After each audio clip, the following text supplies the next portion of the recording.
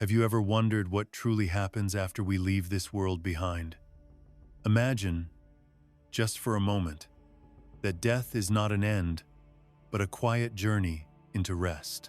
Picture the first human, Adam, standing at the edge of life and the unknown, feeling the weight of centuries on his shoulders, knowing that the world he helped shape will continue without him.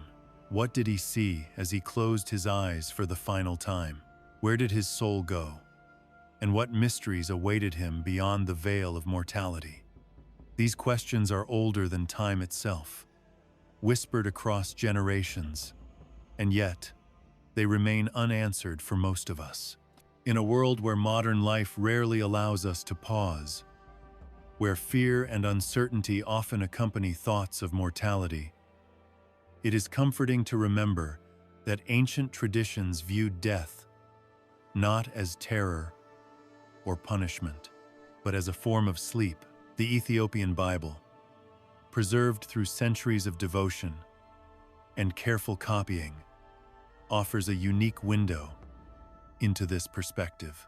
Here, the story of Adam after his death is not one of darkness or despair, but of serene transition, a journey that connects the earthly with the eternal.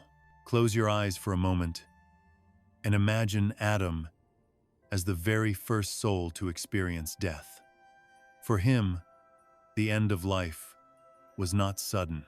It was a slow, deliberate fading, a gentle unwinding of a body that had carried him through 9 centuries of experience, knowledge, and memory.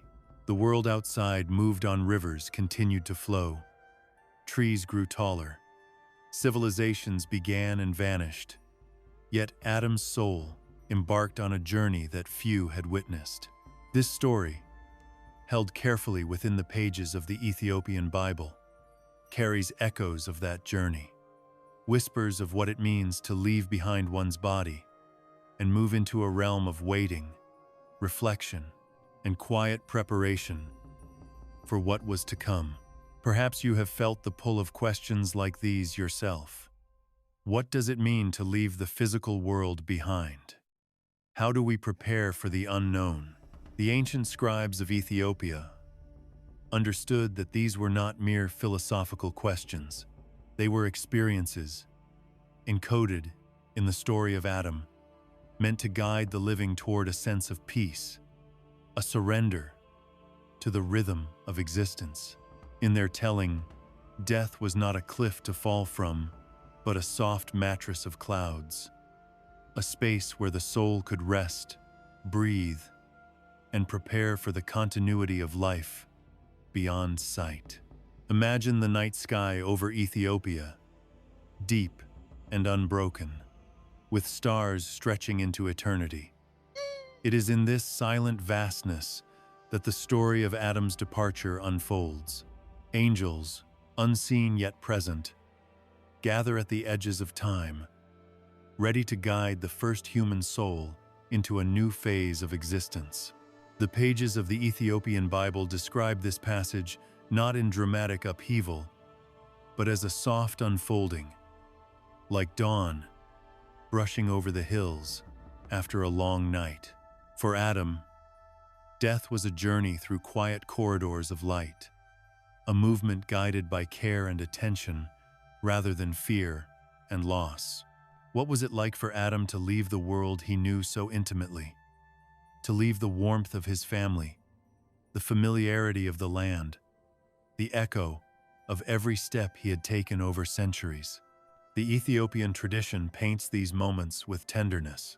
It reminds us that the end of life, though inevitable, does not have to be frightening. Instead, it is an entry into a new kind of awareness, a space where time behaves differently, where the weight of years is softened, and where the soul can finally rest from the toil of living. You might ask, why has this story been so little known? The Western world has often overlooked the Ethiopian canon, leaving these sacred texts hidden from the majority of the world's readers. And yet, in its careful preservation, The Ethiopian Bible keeps alive a vision of death that is profoundly humane. Adam's journey after death is not just a theological curiosity. It is a lens through which we can examine our own fears, our own assumptions about the end of life, and perhaps find comfort in the idea that rest and transition are natural parts of existence. As we begin this story, consider the ways your own life moves through cycles of waiting, reflection, and renewal. The journey of Adam after death invites us to look at the edges of our understanding, to imagine a realm beyond the visible, and to meet it with calmness rather than anxiety. It is a reminder that the story of one soul, written so many centuries ago, can still speak to us today, can still hold a mirror to our own human experience, and can guide us toward peace even in the face of the unknown. And so, as the night falls softly around you, let yourself drift into this story. Let the words carry you gently into a space where time seems to slow, where questions of life and death are not urgent demands but whispers of curiosity, and where the first human soul, Adam, waits, watches, and prepares to meet the eternal in quiet dignity. Before we continue, I invite you to subscribe to the channel if you haven't already, and I would love to hear from you. Please share your name, city, and the time you are watching this video in the comments below.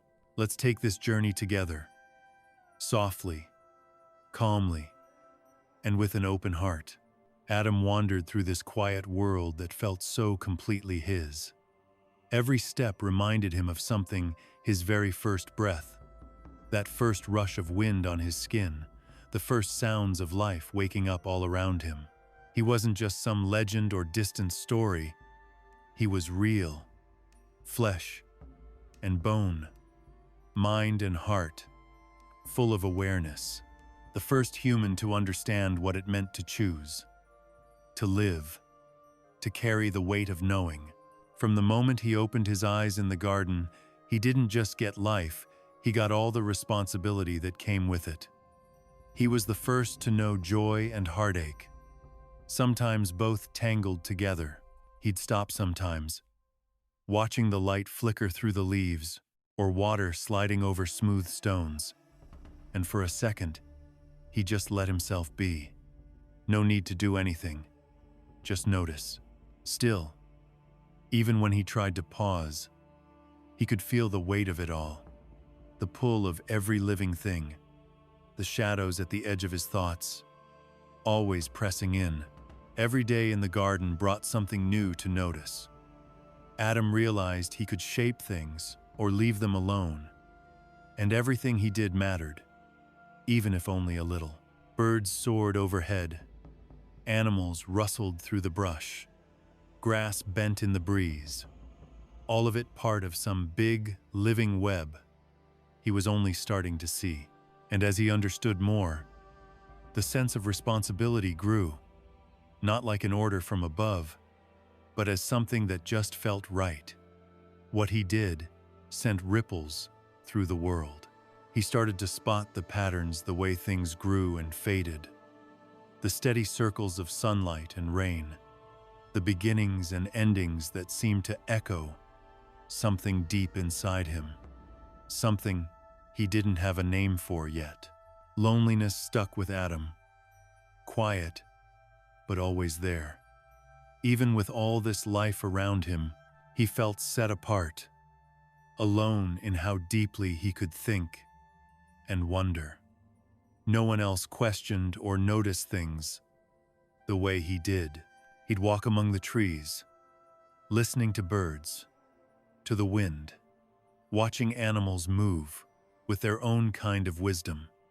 And still, there was a gap, a distance, that had nothing to do with space and everything to do with understanding. In that gap, Adam felt both close to the world and apart from it, the odd ache of knowing he was the only one who saw the whole picture. The garden itself was wild and beautiful, a swirling tapestry of color, motion, and light. Flowers opened and closed on their own schedule. Streams curved gently. The air was thick with the scent of things growing. All that beauty comforted him, but it came with a kind of pressure too. Every living thing depended on a balance. Adam was just starting to sense, and even in the calmest moments, he knew it took work to keep it all together. Life was amazing, but it demanded attention. Letting things slide, not noticing, could unravel everything. In every bit of beauty, he saw how fragile it all was. Everything color, sound, light carried both freedom and responsibility. Adam's mind drifted beyond what he could see. Memory blurred with what he guessed the future might bring. He remembered being formed, the feel of the earth, water on his skin, the way each memory carried a feeling, and each feeling meant something. It all stacked up inside him, layering into a rich, tangled sense of what it meant to be alive. He sensed that time would move forward, his own body would age, things would change, and sometimes be lost. None of this scared him, but it did weigh on him a quiet realization that he'd only be here for a small piece of the world's story. When he was alone, Adam almost talked to the world itself. He watched the sun rise, felt the day's warmth grow, listened to morning songs as if they were meant just for him. At night, with darkness softening everything, he felt the garden's heartbeat shift the hush of leaves, deepening shadows, cool breath of night air.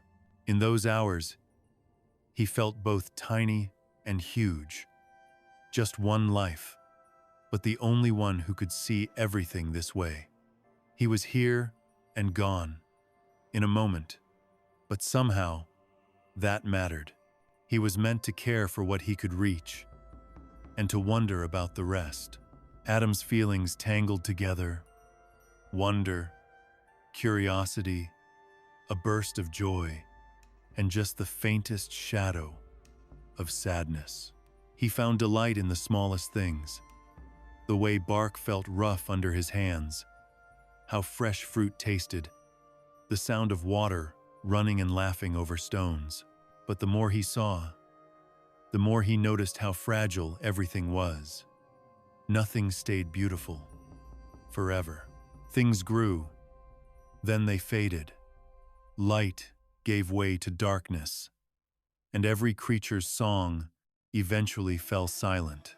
The first time Adam really felt how nothing lasts, it hit him with a strange hush, a kind of sacred respect for every moment, every living thing. He held his happiness lightly, knowing these ordinary miracles matter because they don't stick around. As Adam wandered the garden, he started picking up on patterns that ran deeper than what he could see or touch. There was a balance in the bend of rivers and the spread of meadows, a rhythm in the sun's daily path, a quiet music to everything alive, hinting at some hidden wisdom behind it all. He felt both part of this order and a bit apart from it, able to notice, reflect, and carry its meaning inside him. That awareness thrilled him, and, at the same time, made him feel small. He was, in a way, the first to really get it. The first to see that life isn't just something to go through, but something to witness, to hold on to treat with care. The way Adam saw the world echoed back in how he saw himself. He felt the tug between wanting and holding back, the push and pull of raw instinct and actual thought. Every step, every choice, seemed to ripple outward. If he moved, a leaf might tremble. If he breathed, a flower's scent shifted. If he looked a certain way, an animal might look back, curious. Even the tiniest actions mattered. Life was a web, every thread connected. Layer by layer, Adam's humanity opened up. Hope And longing weren't just ideas, they pressed in on him. Real and urgent. He looked forward to what lay ahead, wished for someone or something to meet him halfway, sensed his life was part of something bigger than just getting by. Even on his own in the garden, surrounded by perfection, he felt the pull of possibility, the weight of choices, the richness of being the first to feel all this. And through it all, there was peace. Adam's understanding didn't break him. It didn't turn life into a burden. It gave him depth, a gentle strength, a quiet awe for his world. He moved with care, paid attention, and felt everything fully. In this first crackle of human awareness, there was awe, humility, and a slow heartbeat that tied him, not just to the earth, but to something beyond time, something endless. Adam's days seemed endless, one blending into the next, each one loaded with memories and change. He lived for 930 years. That's hard to picture. Honestly, almost 1,000 years of watching the world shift and settle, of feeling time not as a calendar, but as something moving through his bones. Days and seasons didn't matter as much to him as the feeling, this constant, slow awareness that every moment left a mark. He saw tiny shoots break through the earth, watched them stretch into giants, and then stood by as they withered, their leaves falling and melting back into the soil. Life kept looping, both out in the world and inside himself. So, Adam learned patience. He paid attention to everything, felt things deeply, and realized that time wasn't his enemy. It wasn't even just some idea.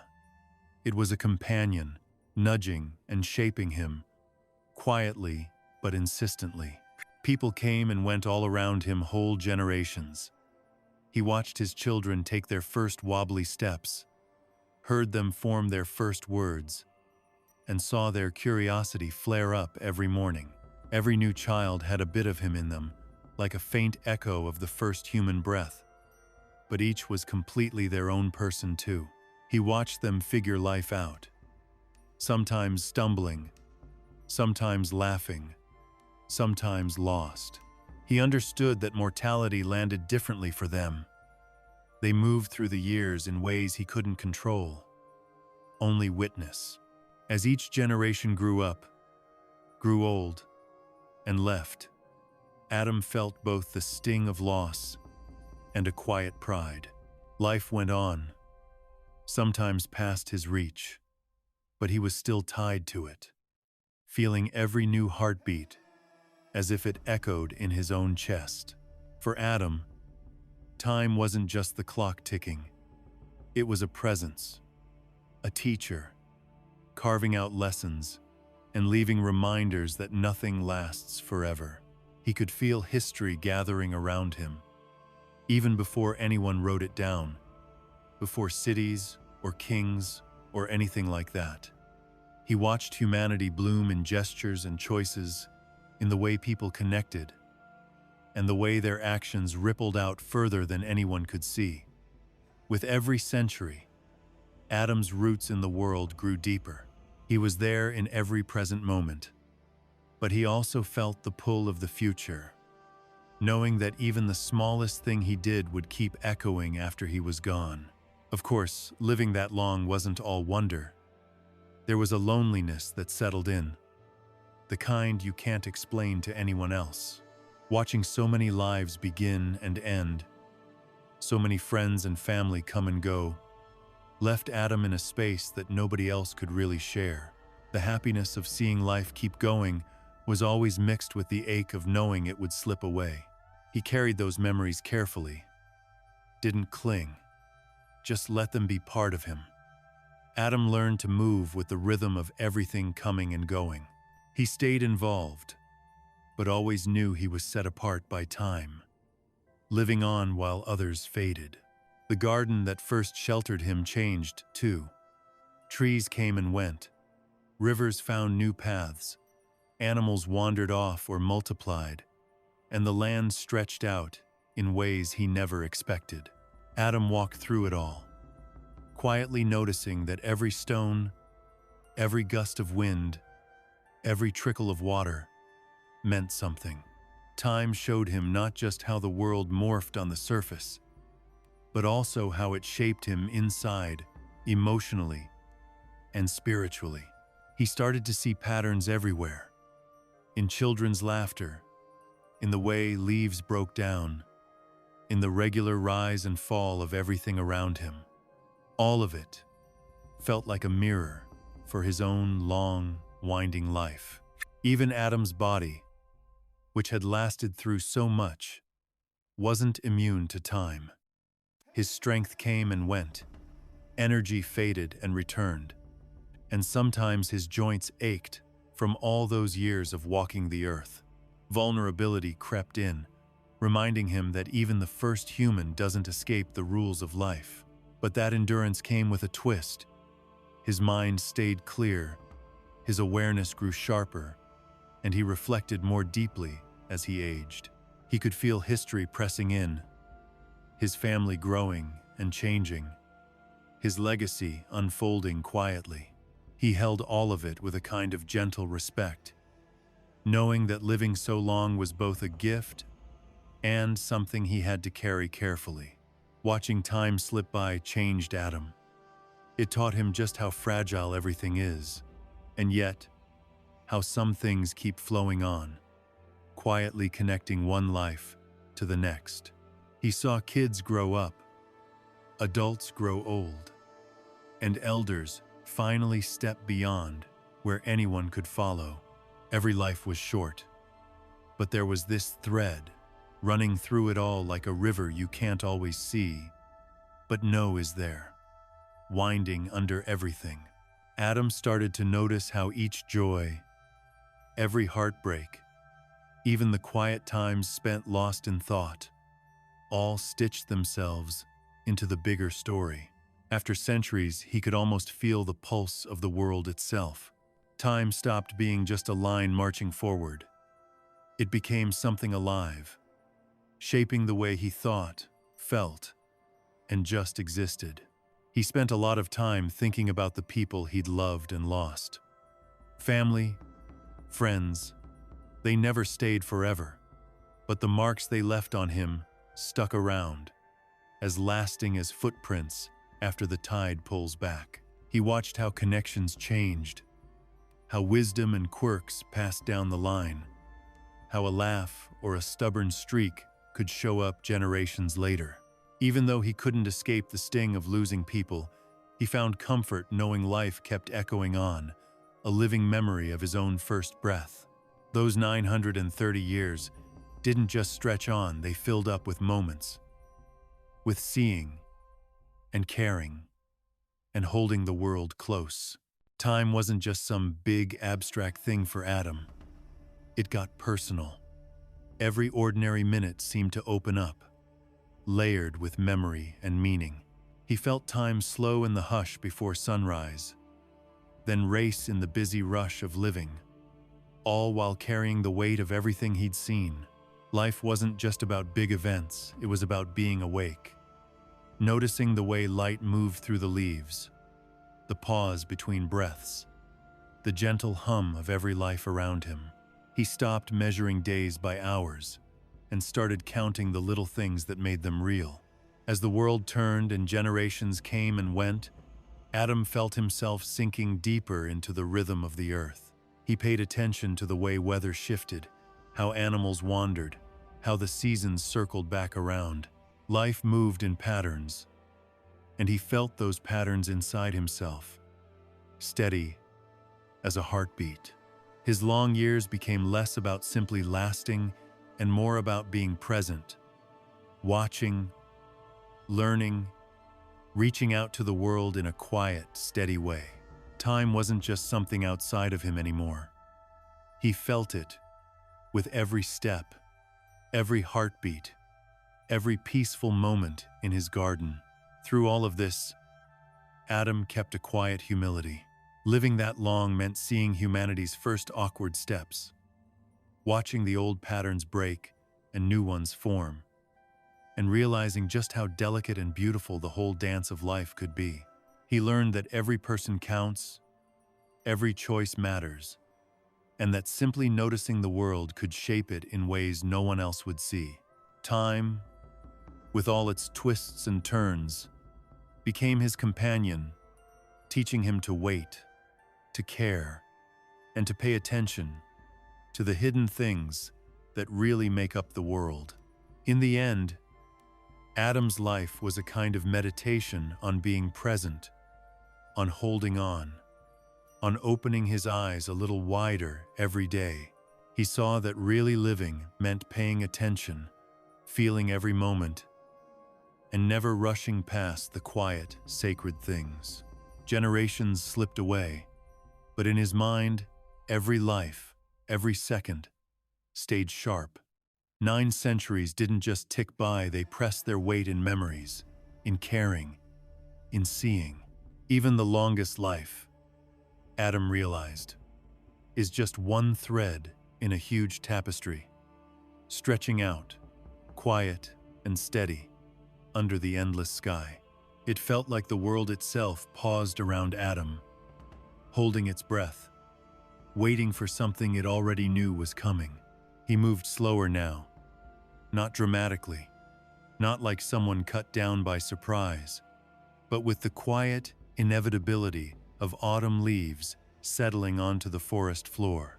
His muscles loosened, his breathing grew gentle, and the heartbeat that had carried him through 9 centuries eased into something softer. His body seemed to remember where it came from: dust, earth, and all that, and let go without fear. There was just a calm acceptance, an understanding that he'd always been part of this endless cycle. In these last days, Adam's senses sharpened in ways he hadn't expected.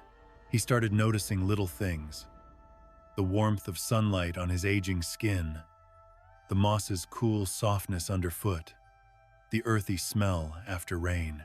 Everything felt clearer, not because it was new, but because he was really present for it, finally. He let go of the usual tension, felt something inside him unwind, sad and comforting at the same time. There was a rhythm here, a kind of music in the way he was leaving, and he gave himself up to it like someone who spent a lifetime learning the tune. In his garden, time seemed to stretch out and hang heavy in the air. Leaves didn't move. Shadows curled softly along the ground. Even the animals tiptoed around, somehow in sync with his slower pace. Each breath felt like meditation, every exhale a gentle homecoming. His body, though it was growing weaker, carried memories in every cell, a whole tapestry woven from 1,000 years of living. Now, those threads were unraveling, quietly, returning to where they began. His mind slowed too. Thoughts drifted in like clouds, soft, unhurried. He remembered children's laughter, the faces of loved ones, rivers and mountains that had seen his first steps and would watch his last. The memories came as a quiet stream, each one pausing before drifting off. There was no fear, just a clear sense that everything returns, just as he must, to the source it came from. Adam's sense of himself changed. He didn't feel like a separate thing fighting against time anymore. He felt woven into something bigger, something that would keep going after he was gone. The dust on his hands, the earth under his nails, the slow rhythm of his breath, these became reminders that, though his time was short, it meant something. Even in stillness, he was part of the story. The slow approach of death brought out details he'd never noticed. The way his heart slowed, how his muscles softened, how every joint settled, none of it felt like loss. It was just change. Every part of him seemed to remember the earth where it started and began to let go. Even the tiniest things inside him, invisible to the eye, seemed to echo some larger rhythm, as if life and death weren't enemies, just partners turning together. In these last quiet hours, Adam felt a presence, something unseen, but not frightening. It was gentle, like company for the journey. Maybe angels, maybe spirits, or maybe just his own awareness. But it felt like someone was walking with him. The garden, once so full of life, seemed to recognize this change. Light softened, leaves whispered, and everything settled into a peace that matched what he felt inside. No rush, no fight, just the slow unfolding of something that had always been part of him, written into his bones since the very first breath. Adam's body wore the marks of every age it had survived. His muscles still held the memory of work and movement. Skin remembered sun and rain, and bones carried the weight of all he'd lived through. Even when he sat in silence, his body didn't forget. It remembered laughter, sorrow, strength, exhaustion, how he'd grown, how he'd faded. Now, as he edged closer to letting go, those memories didn't just disappear. They softened into echoes, a gentle ringing, like a bell that keeps humming long after the strike.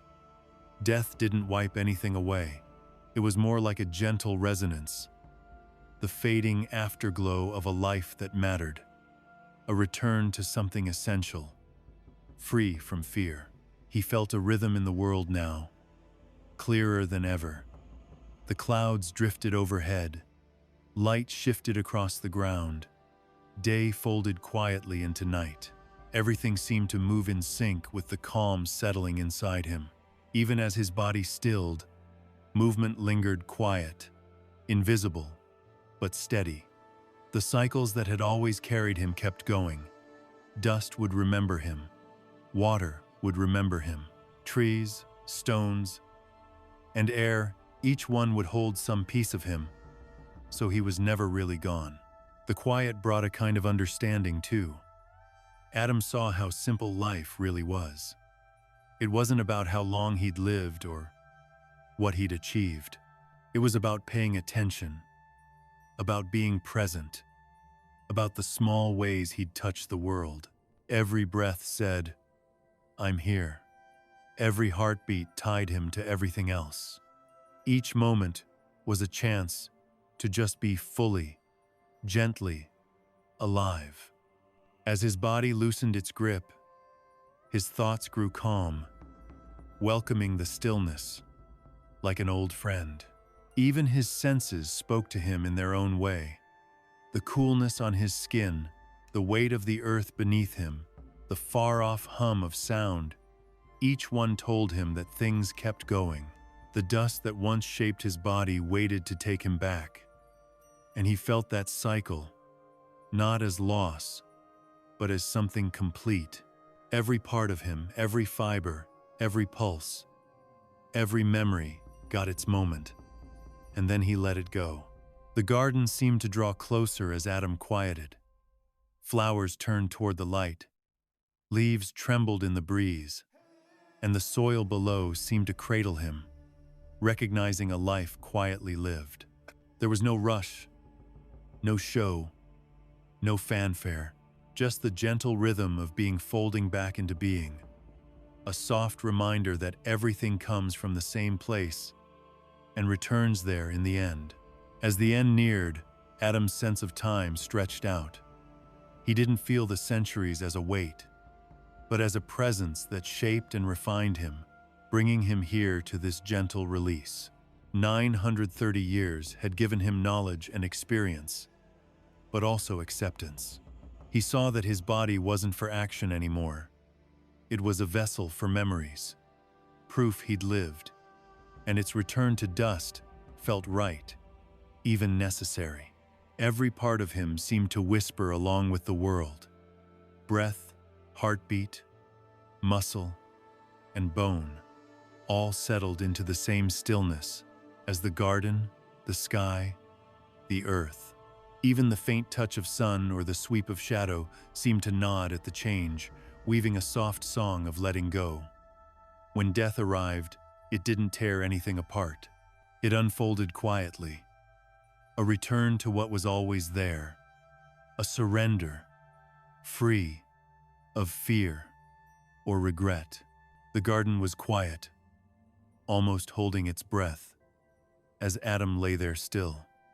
Something shifted in the air, a gentle change, not rushed, not strange.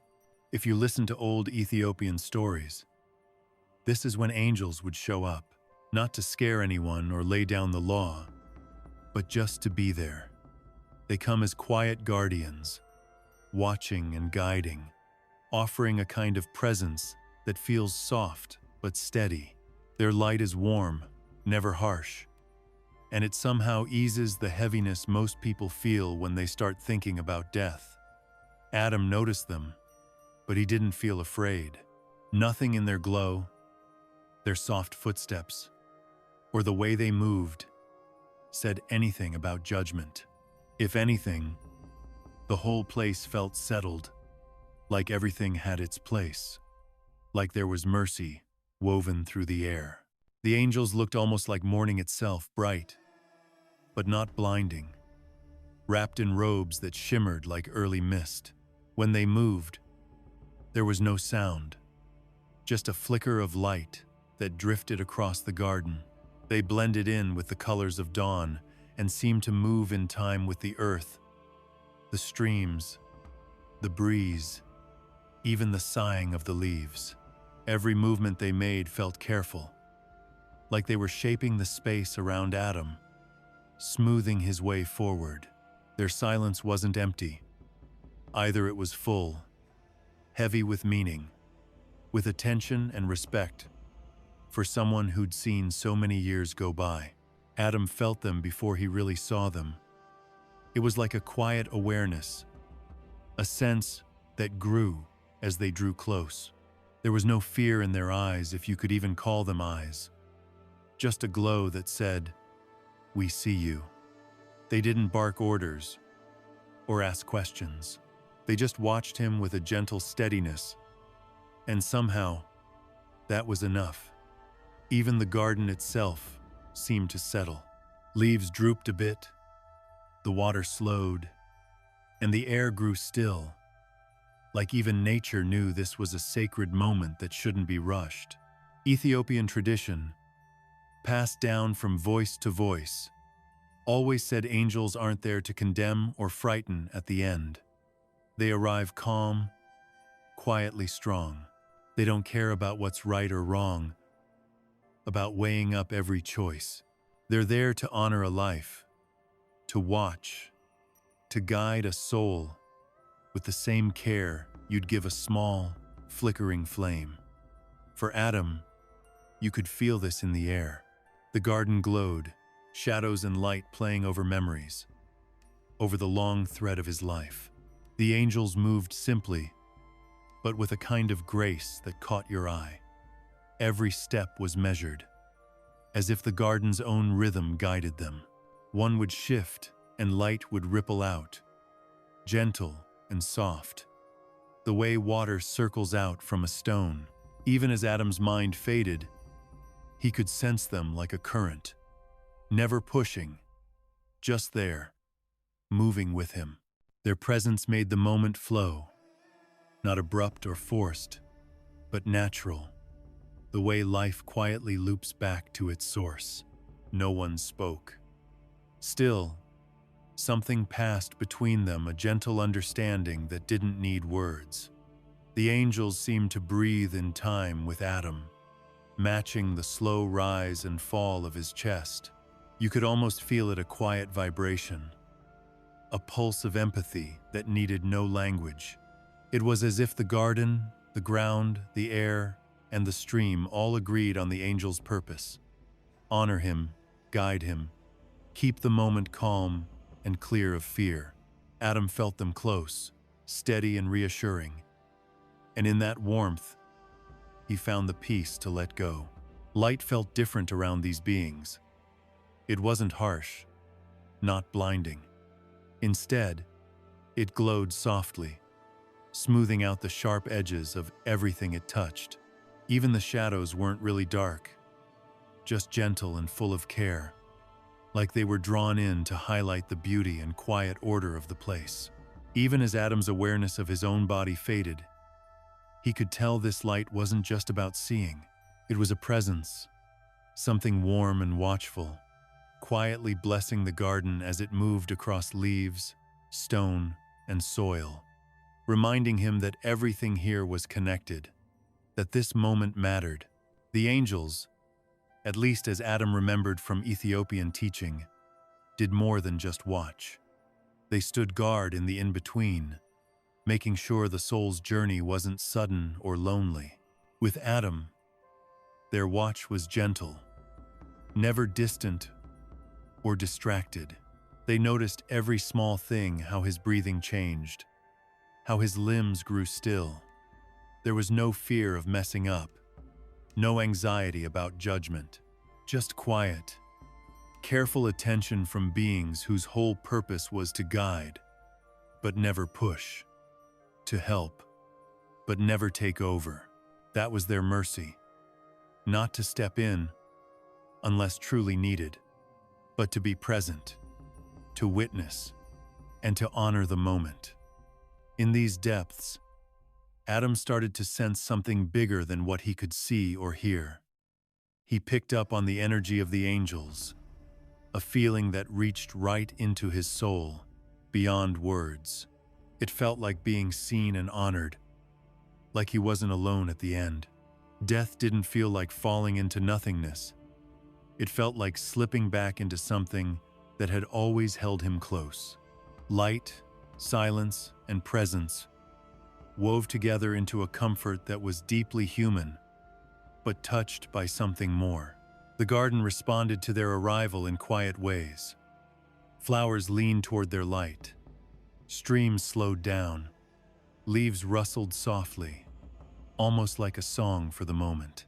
Even the stones seemed aware, holding a quiet certainty that this was not just another day. This was a moment where time and eternity brushed against each other. The air buzzed with a gentle energy, nothing shocking, just something steady, creating a space where Adam could align, body and soul, with the rhythm that had always been there. Time folded in on itself. Minutes, hours, centuries, all blending into this one point. Adam floated in reflection. He felt mercy's presence, the calm of order, and the depth of the attention around him. The angel's glow didn't intrude. It was like the world itself shining, a companion that understood the delicate balance of life and memory and whatever comes next. Their presence whispered for him to let go, to remember where he came from, to feel the quiet current of being that runs underneath it all. Everything the way the wind brushed through the trees, the slow, careful movements of his own breath, seemed to match the gentle guardianship surrounding him. Even as his body grew still, Adam felt the universe's quiet order, as if the angels opened a door to something deeper, guiding him not with words or rules, just by being there. No judgment, no fear, only the simple, profound truth that his life had been seen and mattered. The angel's gentle arrival changed the garden in ways you could see and ways you couldn't. Light bent around them, shadows softened, and even the smallest creatures seemed to sense the sacredness, moving with a kind of respectful hush. Adam's spirit, faint but steady, resonated with the order and mercy in the air. There was nothing to say, nothing to prove. The garden itself spoke for them, a silent reassurance that this long-expected moment was unfolding with love and care. In the glow of these angels, Adam felt the weight of centuries and the quiet settling of his life, into the larger pattern. He wasn't afraid of what came next. Instead, he felt the steady beat of continuity, the sense that he was one part of something endless, that every day he'd lived had built this tapestry. The angels stood by him, both witnesses and companions, holding the thread between the human and the divine, this life and what comes after. As Adam stepped quietly from one world into the next, it happened quietly. Really no big moment, no dramatic sign, just a subtle hush, as if the whole universe stopped to watch. Adam's breathing slowed, steady and soft, while the bond tying his soul to his body finally loosened. It didn't feel sudden, nothing jarring or scary. It was gentle, almost like a sigh, carrying the weight of all his years, but also the sharpness of every moment he'd ever lived. Time stretched out, each second turning thick and textured, and Adam could actually feel those moments, every heartbeat, every little echo of life fading out. His centuries on Earth shrank down to one fragile instant. It was as if the world let out a long breath too, making just enough space for him to slip away, quietly, without any fight.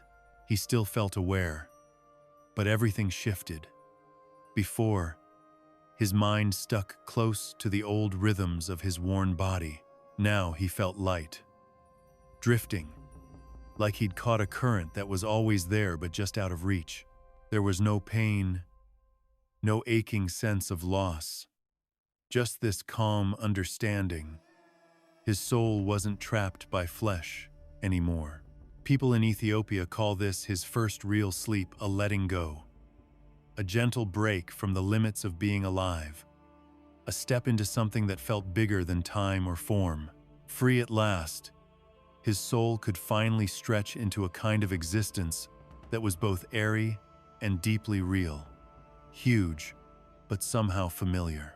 The garden stood by, silent and watchful, as if it knew what was happening. Sunlight filtered through leaves that had seen lifetimes growing, falling, growing again, casting shifting patterns on the ground. Even the birds froze mid-flight. The wind quieted down, and the soil, thick with memory, seemed to pay its respects. In that hush, the line between the physical and the spiritual faded. Adam's soul, bright and somehow still part of the place, lifted up from his body, moving as gently as a river or a breeze, slipping over a quiet field. He felt the first spark of freedom in the total absence of tension. Muscles that had worked for centuries finally let go. Joints relaxed. The steady pulse of blood slowed and slipped away. Just a distant memory, a soft echo of the life he'd known. Letting go of the body didn't scare him. It felt right, expected, like slipping into the rhythm of something he'd actually understood for a long time. Unburdened, his soul drifted across the garden, up to the sky, into the memory of the earth itself, curious, calm, unbound. Time hung there, suspended. All the years, decades, centuries collapsed into a single, open space where he could see every bit of life without feeling rushed. Adam sensed the quiet hum of everything still living. Trees, rivers, animals. He picked up on the faint echo of his first breath, the laughter and tears of his children's children, the quiet thread of every life that had crossed paths with his. His body rested, but his soul held on to a deep, reflective awareness, able to trace the tangled web of existence running beyond any one life. There wasn't any wall between his own mind and the world around him. It all felt woven together. The soul moved freely, but memory kept it tethered, aware of the body below. and the whole life that led up to this. This double awareness didn't leave him lost or uncertain. It just felt like his mind had grown. This was Adam's first true sleep, not like sleep with dreams, but a deeper freedom. He could sense what had been, what was, and even hints of what waited ahead, suspended in a space where everything felt, at once, endless and close. The angels who'd kept watch through his last hours stayed close, their presence quiet but steady, a kind of gentle scaffolding, making sure his passing stayed peaceful. Light danced around them in soft, shimmering waves, echoing their careful attention. Every move, no matter how small, seemed tuned by love, no pushing, no orders, just guiding him forward through the sheer force of being there. Adam felt their guidance like warmth, a subtle embrace that honored both the end of a long journey and the start of something new, just on the other side of the body he'd left behind. The garden was so still, you could almost hear your own thoughts breathing. Adam's soul felt the quiet shift, let go of the body's old aches and heaviness, started floating on nothing but pure awareness. The earth's heartbeat, a breeze brushing his skin, the lazy shadows playing over moss. Everything felt different now, lighter, but somehow more alive. He could stretch out, drift, watch the world with no barriers, but he still carried a soft ache for the life he just left behind. That mix, being free but still attached, brought a calm so deep it settled right into his bones, or what was left of them. It was a new kind of knowing, huge and gentle, rooted in every memory. Adam's body, below him, barely moved, but his soul did quiet, sure, curious as ever. He explored the garden's corners, traced sunlight across branches, felt the tiny lives of insects and the cold tickle of morning dew. He wasn't just watching anymore. He was a stitch in the fabric of it all, woven into the same thread as the trees and the wind. Every tremble, every glint of light, every breath of air carried weight now, a silent promise that this world was fragile and tough at the same time. His new freedom brought a heavy sweetness, too. The joys, the heartbreaks, every little spark of connection from his long life, all of it folded into his awareness now, layered like thin veils, each one separate but blending softly together. Time didn't march forward in a line anymore. It spread out, a map he could walk across however he wanted. Memories weren't distant. They became places he could visit, feelings he could touch. This was real freedom. Presence and reflection tangled together, with time melting away into something softer and endless. It wasn't silent. Not really. There was a hum, a resonance running through the stones, the water, the leaves, like the garden was breathing with him. Sunlight bent and flickered around his soul, recognizing his freedom, but keeping the world steady underneath. Adam saw it now. Liberation wasn't leaving. It was a shift, a gentle change. He wasn't gone. He was just moving differently, still part of the garden, the memories, everything he'd lived. Even the air seemed to notice. It drifted over him, warm with sun, smelling of dirt and flowers. Adam's soul, loose from muscle and bone, felt these touches as small kindnesses, a reminder that freedom doesn't mean being alone. Letting go could be tender, full of care and gratitude. Each sensation, even the ones you can't name, showed him the beauty of this first real sleep. It wasn't losing himself, just quietly unfolding into something bigger and more familiar than he expected. The angels watched, but not in any obvious way.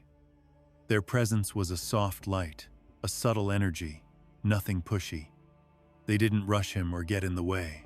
Their guidance was just a gentle tuning, a rhythm that helped him settle in.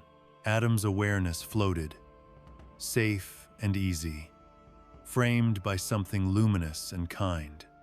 Here, he could explore and rest at the same time, balanced between freedom and being held. In this giant hush, he understood himself differently. Life and death weren't opposites. This sleep wasn't an ending. It was just another turn, a quiet slide into a kind of wholeness that had always been waiting. He was here, still, but also free, connected, and yet unbound, moving into a light that stretched beyond anything he'd known. And somehow, it felt exactly right. Time stretched thin, drawing out every second, as Adam's soul slipped quietly from his body.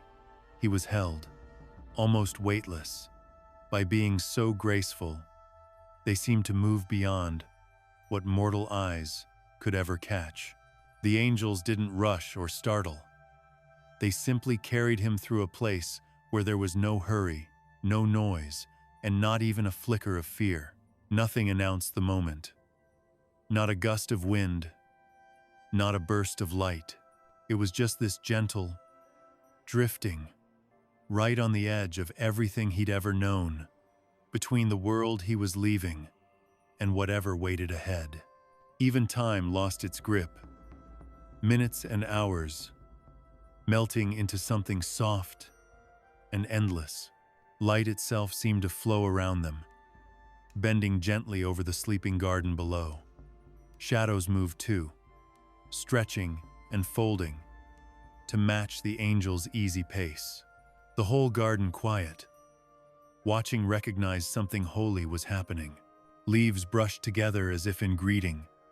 Streams caught and reflected an invisible glow, and flowers leaned toward the procession, almost bowing. Even the air had changed. It didn't swirl or stir, but seemed to hum with a faint, silent energy. Adam's soul felt it all held, but free, somehow linked to everything that ever was or would be. The angels barely touched him, but he knew they were there. They didn't grab or tug. They just guided, using the lightest touch, like the suggestion of a current.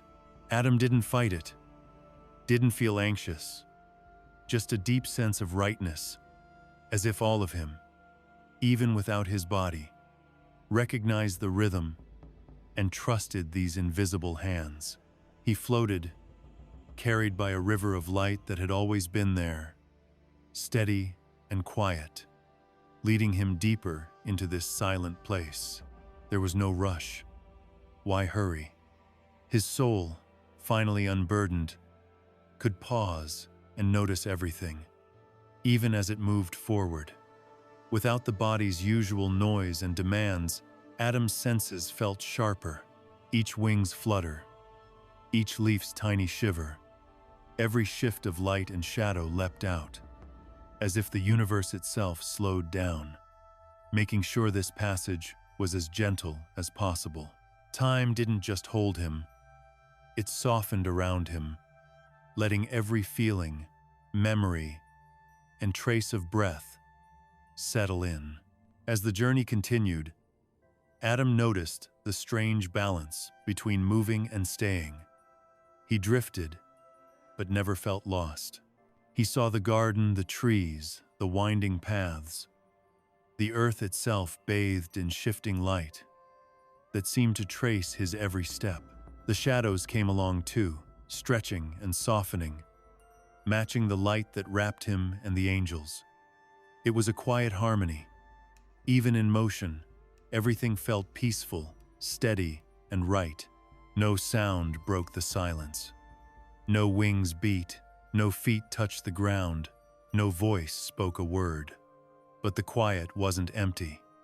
It was thick, humming softly, like a music made from stillness itself. Adam's soul could almost feel silence, the way you feel sunlight or the brush of a breeze.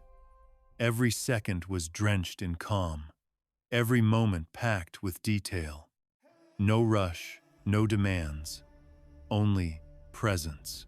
Here, he discovered the strange, gentle weightlessness of being unbound but fully alive, cradled and wide open, carried and completely aware. The angel's presence was both a hug and a safety net, holding Adam steady in that fragile space between freedom and guidance. Every tiny shift, every small adjustment happened without force. He traveled on, free but safe, wrapped in their quiet light.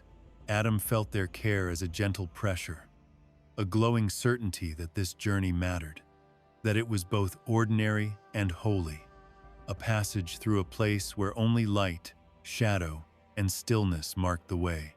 Light and shadow moved together, slow and steady, wrapping the soul in their own quiet dance. No sharp breaks, nothing jarring, just a gradual shift, like breathing in and out, smooth as a tide rolling in. Shadows blurred the edges, deepened the curves, gave everything a sense of depth, while light picked out the gentle movement, guiding and revealing. The space felt both close and endless at the same time. It was a place you could feel fully present without being trapped, both anchored and free. Adam still felt his body, somewhere deep down, a steady, familiar presence, tucked beneath everything else. Even as he drifted free, he knew his frame lay below, the garden beneath him, and the earth resting under that, dust waiting for him someday. But this wasn't sad. It was just a quiet truth he carried, a soft blending of old memories and simple presence. His soul had slipped loose, but it brought along the echo of a long life, the weight of years, the hum of simply existing. The angels didn't move through stillness in a straight line. The soul seemed to circle, drift, and pause, exploring space and sensation with no limits. They weren't pulling him towards some single spot. Instead, they led him into a quiet awareness, a place where time folded in and every moment past or present could be felt fully, without any rush. Adam floated through this calm, always aware of the balance between movement and stillness, presence and freedom. No strain, no hurry, just an easy flow, a bright current that carried him gently forward. Every shift in awareness opened something new. He noticed sunlight filtering through leaves, the hush of wind on his skin, the distant murmur of a stream. All of it felt sharper, clearer, now that life's usual noise had faded away. The soul picked up on things the body had always missed: the shimmer of light through branches, the slow energy of roots growing, the faint rustle of nearby creatures. Even the tiniest details felt charged with meaning, each one a note in a silent song that carried him along. The garden moved with the angels, and they with him. Flowers leaned into the invisible energy. Streams reflected the gentle light of his keepers, and even the wind seemed to slow, letting every moment stretch out. Adam's soul, loose and light, felt held by it, all by motion and stillness, layered together. He understood, though there were no words for it, that this journey wasn't about getting somewhere, but about matching himself to the place, to the flow of existence itself. There was a closeness in this quiet passage. The angels didn't just carry him, they kept him company, sharing the same awareness. Light and shadow worked side by side, highlighting every shift in his soul's movement. Each little surge of energy, every soft rise and fall, was met with a gentle change in the world around him, making sure that what he felt was not emptiness, but resonance, not fear, but the steady beat of presence and care. Adam floated in this luminous quiet and started to sense that there was no finish line ahead, just a deepening of alignment, an endless unfolding. No fear, no pressure, just this gentle spread of awareness, the slow weaving of light, shadow, and silence. Every instant opened wide. Every feeling grew clearer in the freedom, and every slight movement of the angels fed into the calm that filled the space. Here, the soul moved through stillness, not as a passenger, not as someone trapped, but as a being held in the ongoing, quiet care and respect of the moment. Adam drifted through a luminous hush, carried by the angels, until he reached a place nothing like anything he'd known before. It wasn't earth. It wasn't sky. The space felt gentle, washed in soft light and shadows, filled with a presence so deep it almost hummed. The Ethiopian tradition calls this the place where souls wait, not a prison, not a punishment, just a quiet haven for rest and reflection. Here, nobody weighed Adam down with guilt or regret. No one demanded answers or handed out judgments.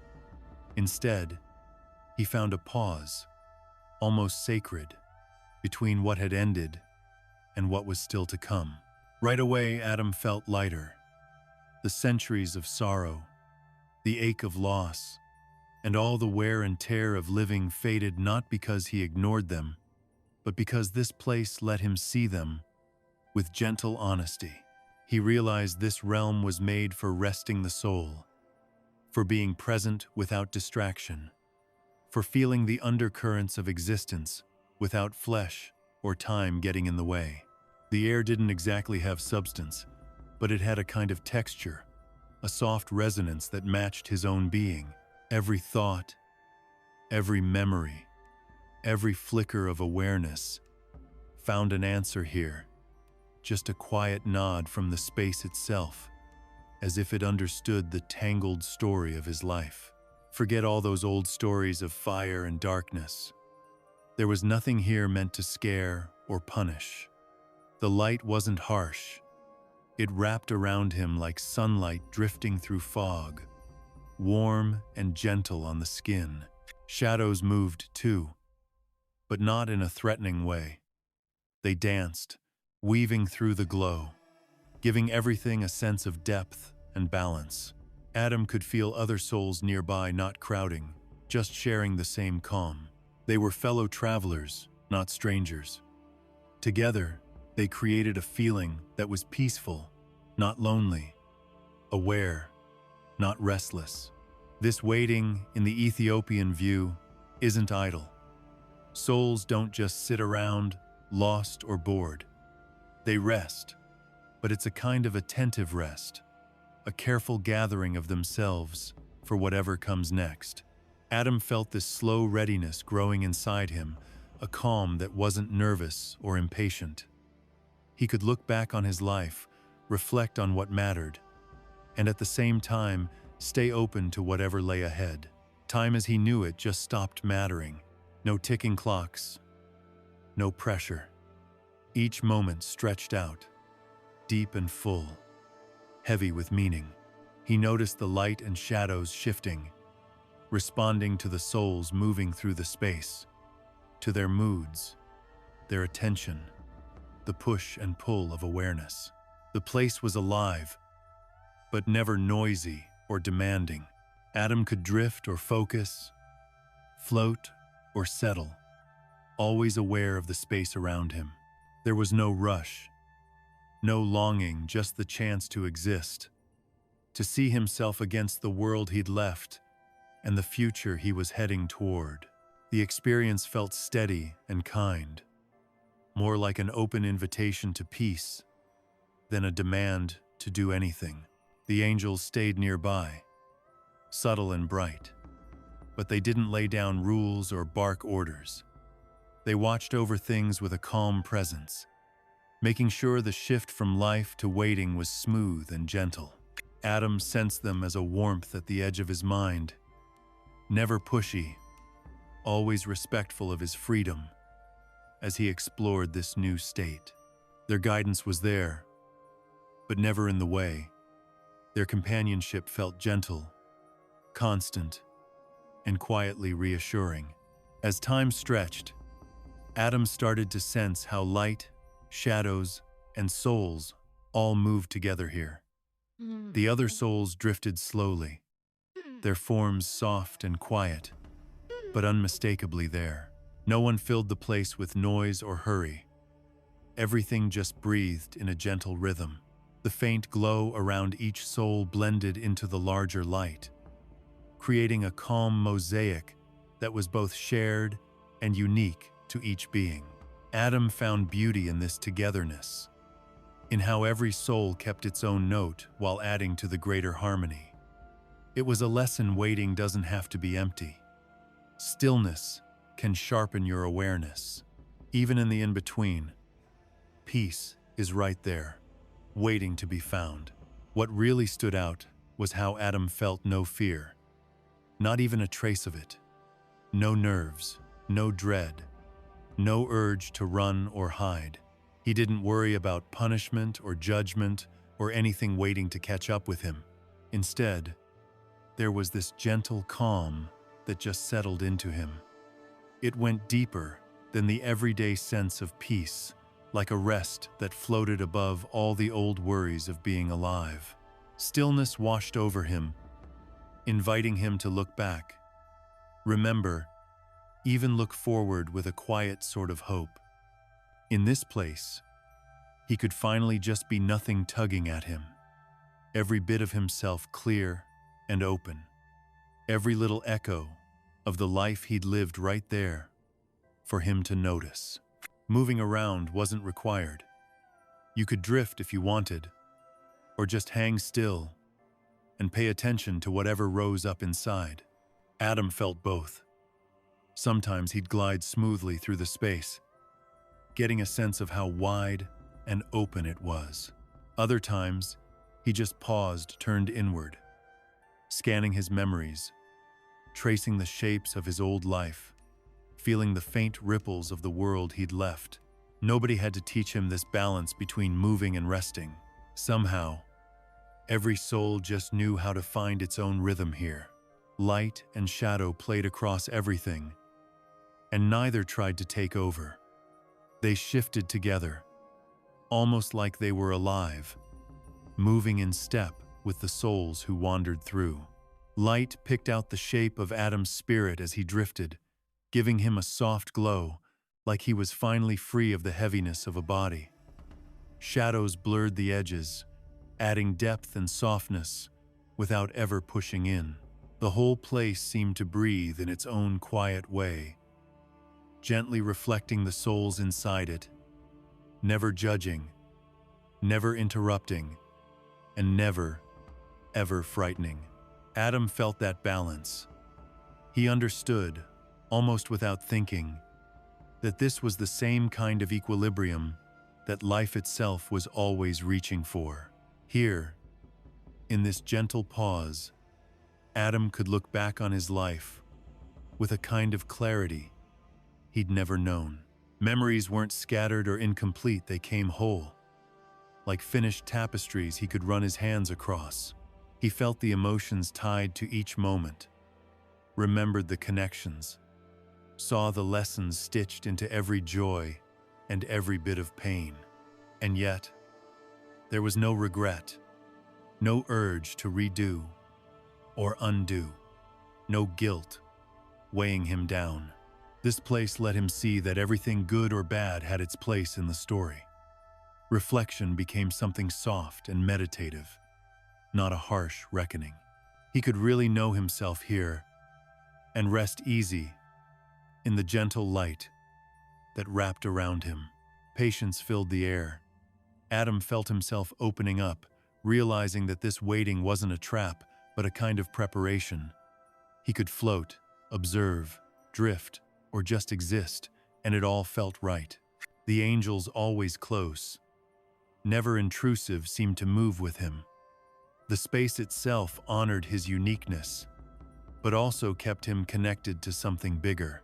He started to feel a quiet confidence, not the kind rooted in achievement, but the deep certainty that this pause mattered. There was nothing to fight against, nothing to fear, just a gradual, patient unfolding of awareness in a place far beyond the usual worries of life. Even the tiniest details felt huge here. The hum of energy, the way light shifted across a horizon he couldn't quite see, the soft sense of other souls nearby, they all came to him sharp and clear. Adam caught the rhythm of this place. Energies flowing in and out, the careful balance maintained by unseen guardians. Nothing rushed him, nothing demanded anything. He could just be free, held quietly by a kind of divine care that didn't bind or force, but simply watched over. As time slipped by, Adam's whole sense of existence started to bend and change. He saw that waiting wasn't about being left behind, it was about continuity, not punishment, but getting ready for something more. Not emptiness, but an attentive kind of presence. Wrapped in calm, he found his mind stretching out, his senses sharpening, his understanding deepening in ways that life so messy and loud hadn't allowed. The old Ethiopian vision of this realm was real, a place for rest, for reflection, for gentle preparation.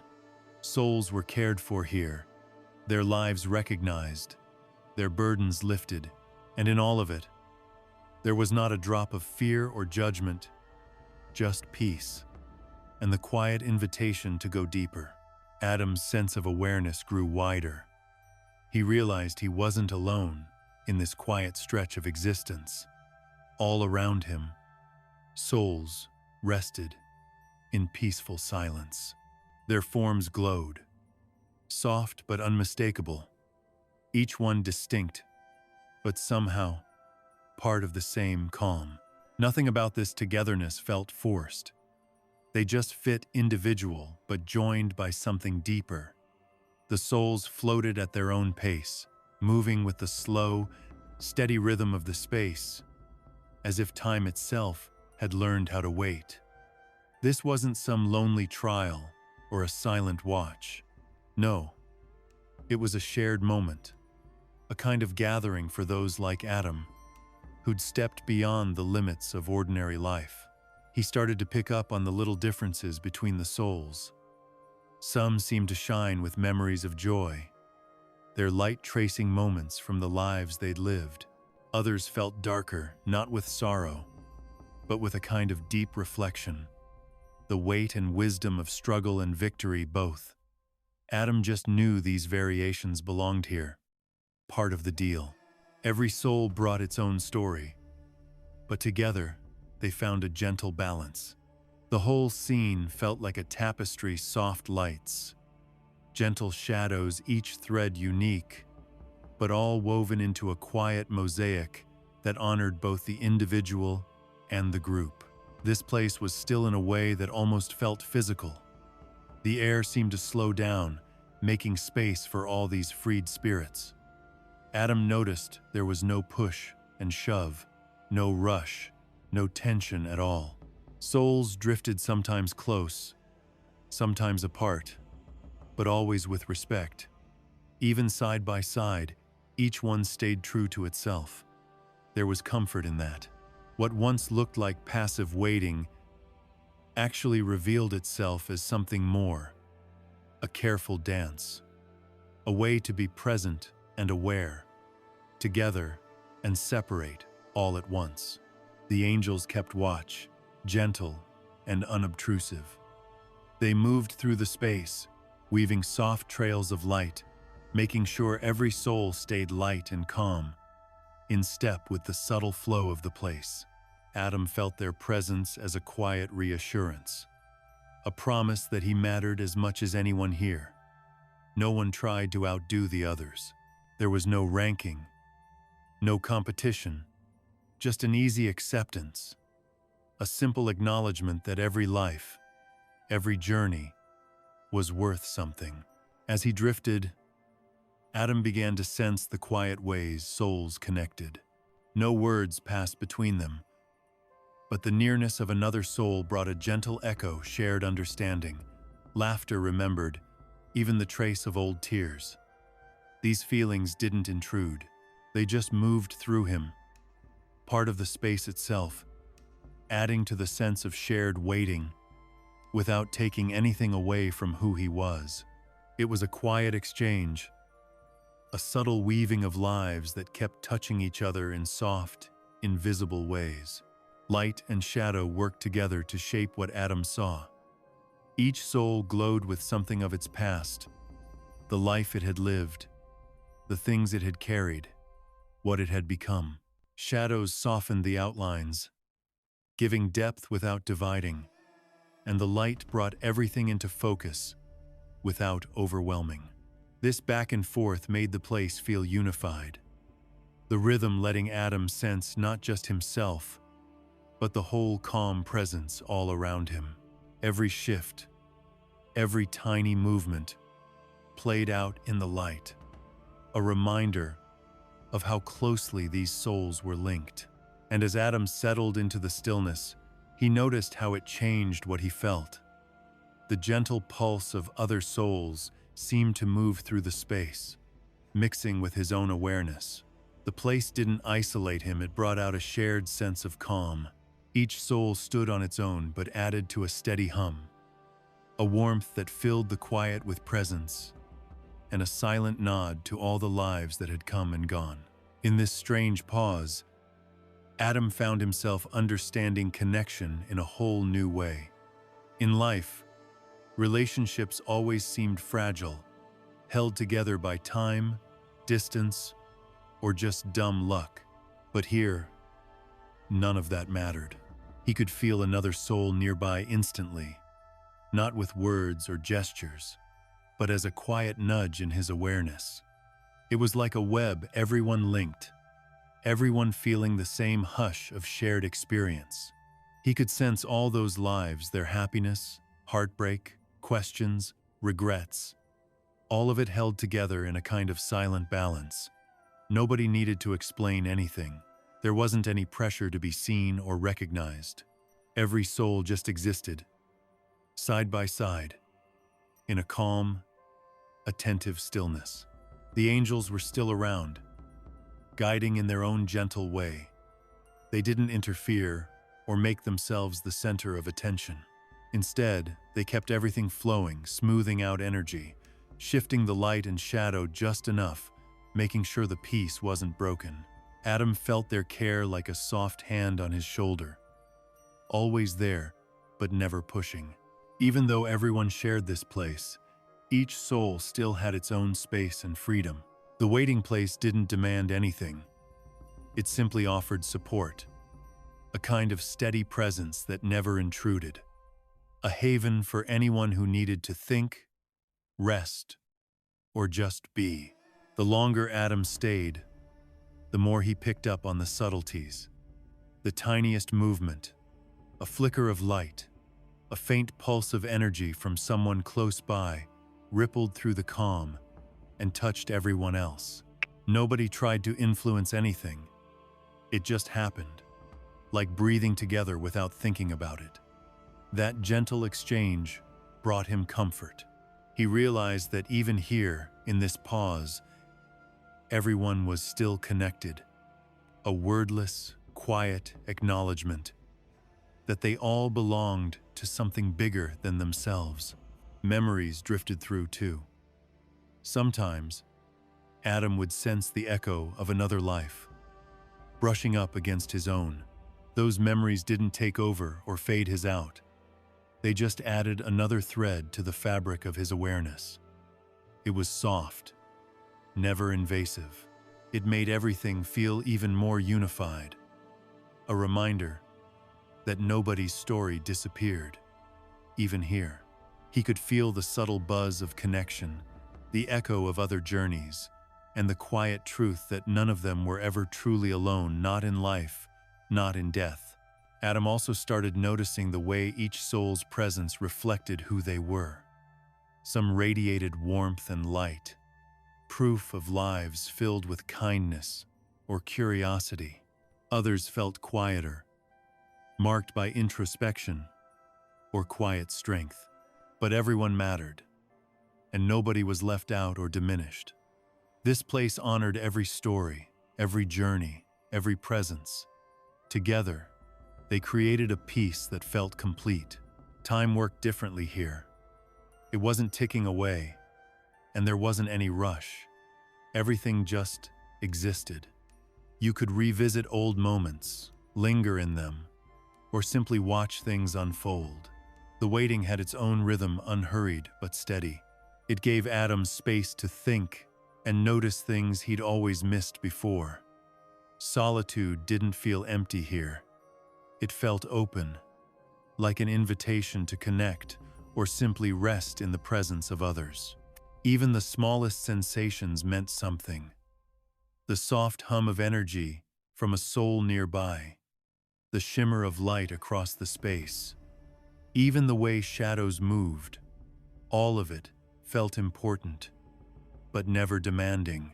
Adam could drift, move, or just be still, and the space welcomed it all. The other souls weren't a crowd. They were more like an orchestra, each one adding a note to a harmony you could feel in your bones.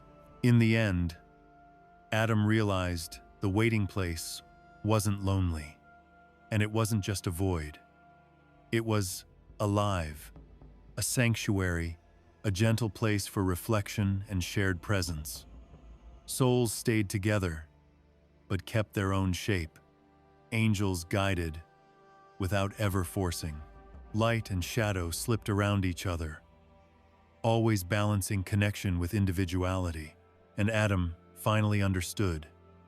Even in waiting, there's comfort. Even in stillness, there's life shared, steady, and real. Adam sat among the quiet crowd of waiting souls, and something shifted just a little. It wasn't a sound, not really, and it didn't come with words. More like a feeling, a subtle vibration that went straight to his core. He picked up on a promise, gentle but solid, as if a single thread of light crossed the wide space of his mind. The message was simple, but it went deep. A Redeemer would come. Someone, or something, would set things right, give meaning back to humanity, and do it in ways Adam couldn't even begin to understand. There was no rush in this revelation, no deadline, no schedule, just a calm certainty that this promise would hold, no matter what. He felt it as a kind of warmth, like sunlight, pushing through early morning fog. The assurance didn't ask him to do anything, didn't press him to grab hold of it, or even to fully understand. It was more like a quiet friend, offering gentle encouragement. Existence had continuity. Life, fragile and beautiful, fit into something bigger. Adam's sense of self widened to hold this new truth. In that silent place, surrounded by so many resting souls, hope settled in like a soft light, reaching into the corners of his memory that had grown cold with doubt and old sorrow. The promise didn't just touch Adam. It seemed to ripple outward, brushing past all the other souls.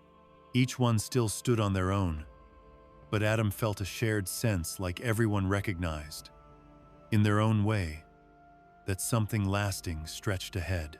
It wasn't words, just presence. A silent nod that this coming Redeemer wasn't just about Adam, but about the whole tapestry of creation. Even here, in this place of waiting, destiny kept moving, weaving lives together, across time and space, whether anyone noticed or not. Adam thought about what all this meant. While he was alive, he'd carried responsibility, curiosity, and plenty of sorrow.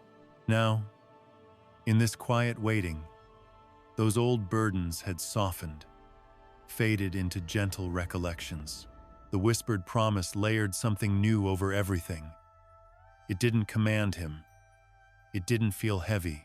It was just a quiet truth, something he could sit with, like a melody that played softly in the background. Hope didn't rush him. It didn't interrupt the peace. Instead, it fit right in with the gentle rhythm of all the souls around him. In the deep silence, Adam realized the promise was more than just something that might happen someday. It reflected a principle as old as life itself: redemption, renewal, and reconciliation. These ran through the fabric of everything, just waiting for their moment.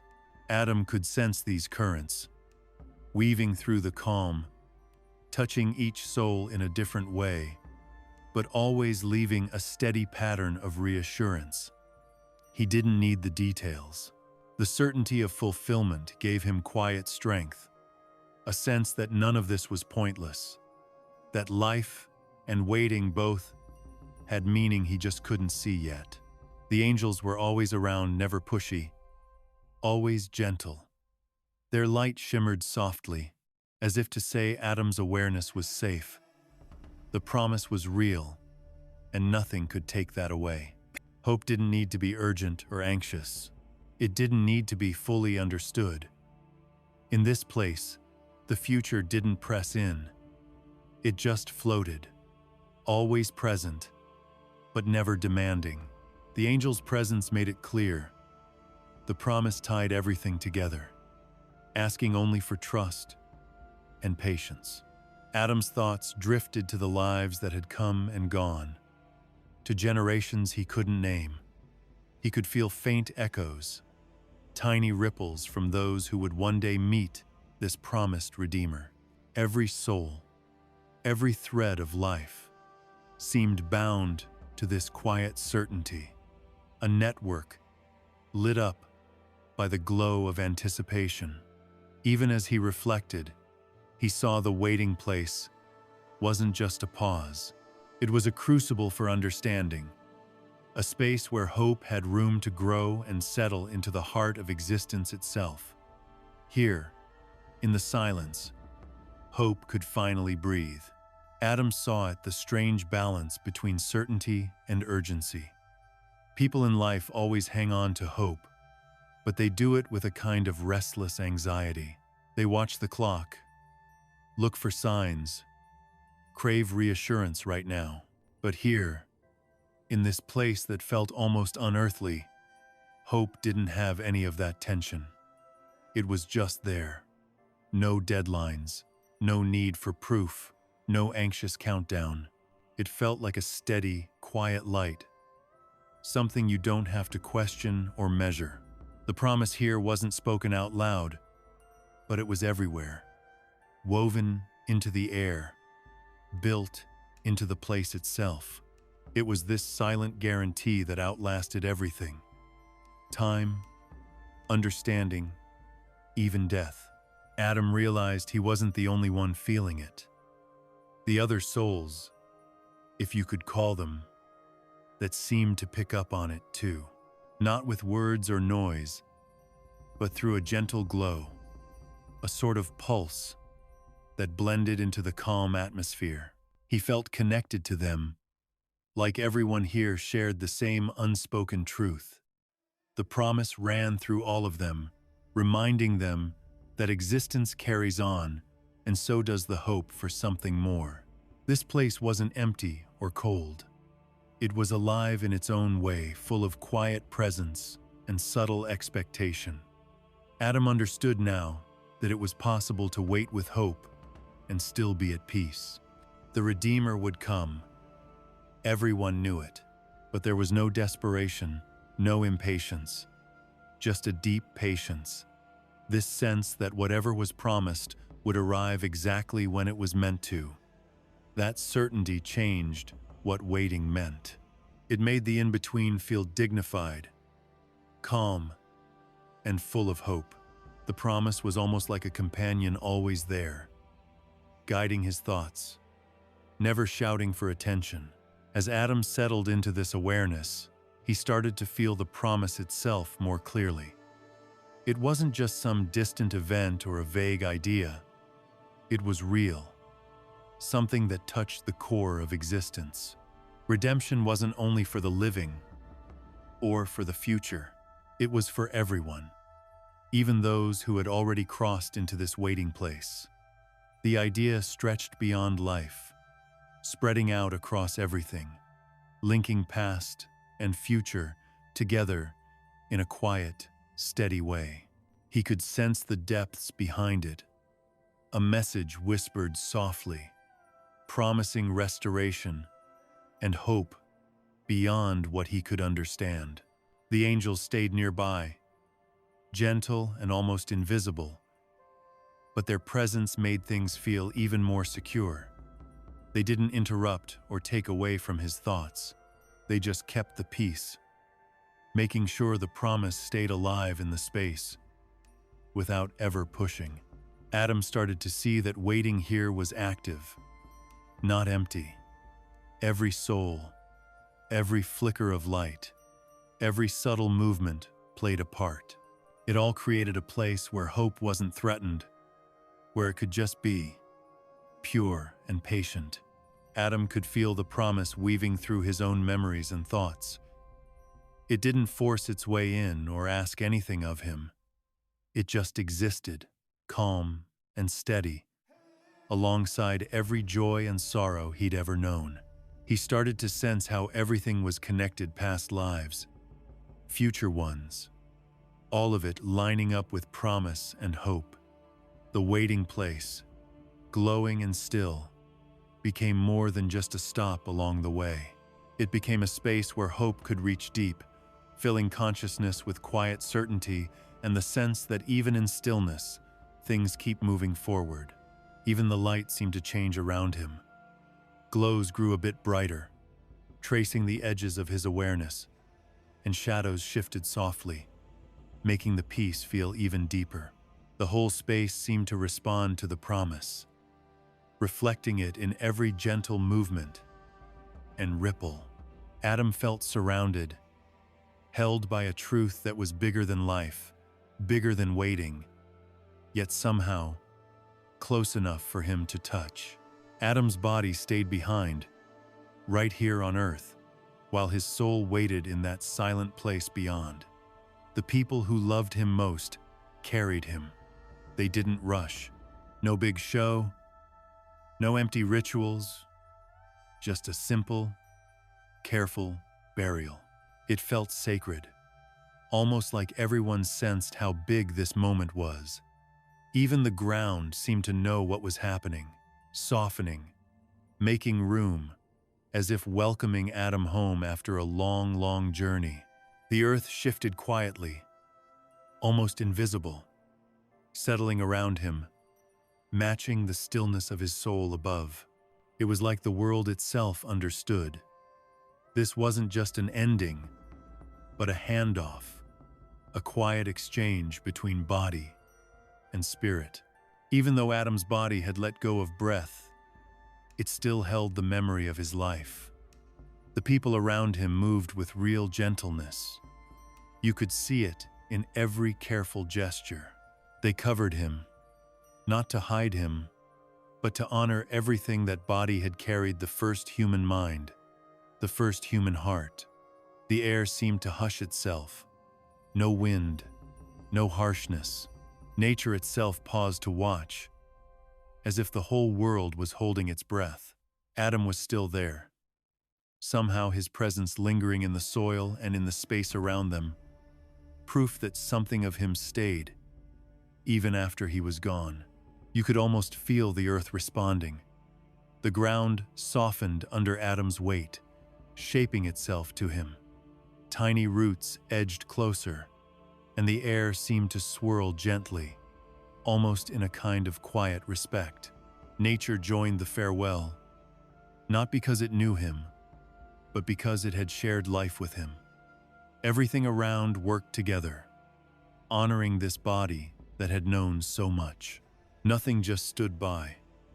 Every part of creation helped mark the passing, helping Adam move from one state to another. Even as the body lay still, it echoed the life it had once held. Muscles relaxed, tension faded, and the quiet deepened, as if the body itself understood what was happening. There was no fear, no holding on, just a gentle release, a return to the earth. Adam's body gave up its weight, folding back into the world, and in some strange way, it felt right, like everything was in its place. His burial wasn't just an ending. It was a quiet nod to the cycles that keep turning. The soil above him would feed new plants. Water would move through the ground. Sun and moon would take turns shining down. Life kept going, always shifting, always moving forward. Adam's body rested inside that pattern, his soul waiting somewhere else. But both journeys still connected, running alongside each other. There was no clash, no sadness in this contrast, just a sense of balance, of everything working together. The people who stood by Adam's grave didn't need to say much.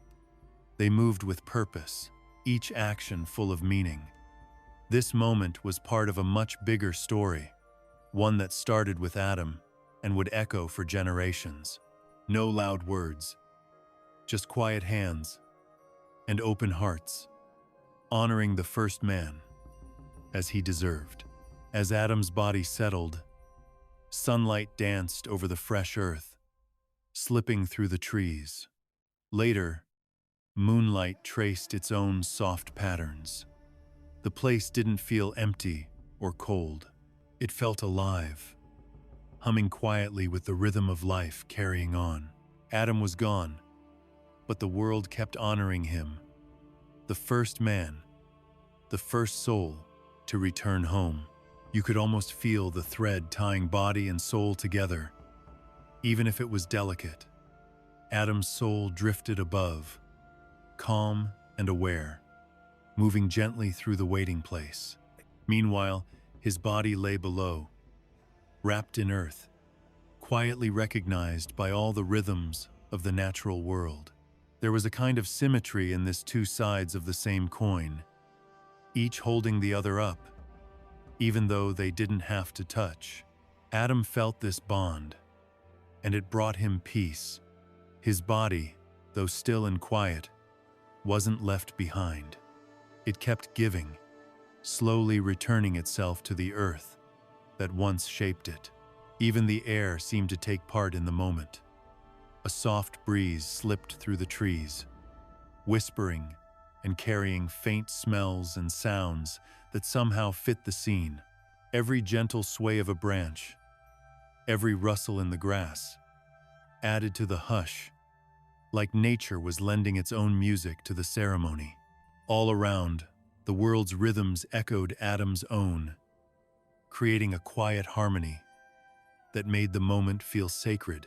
In these small ways, the universe seemed to hold Adam's body as tenderly as the angels held his soul.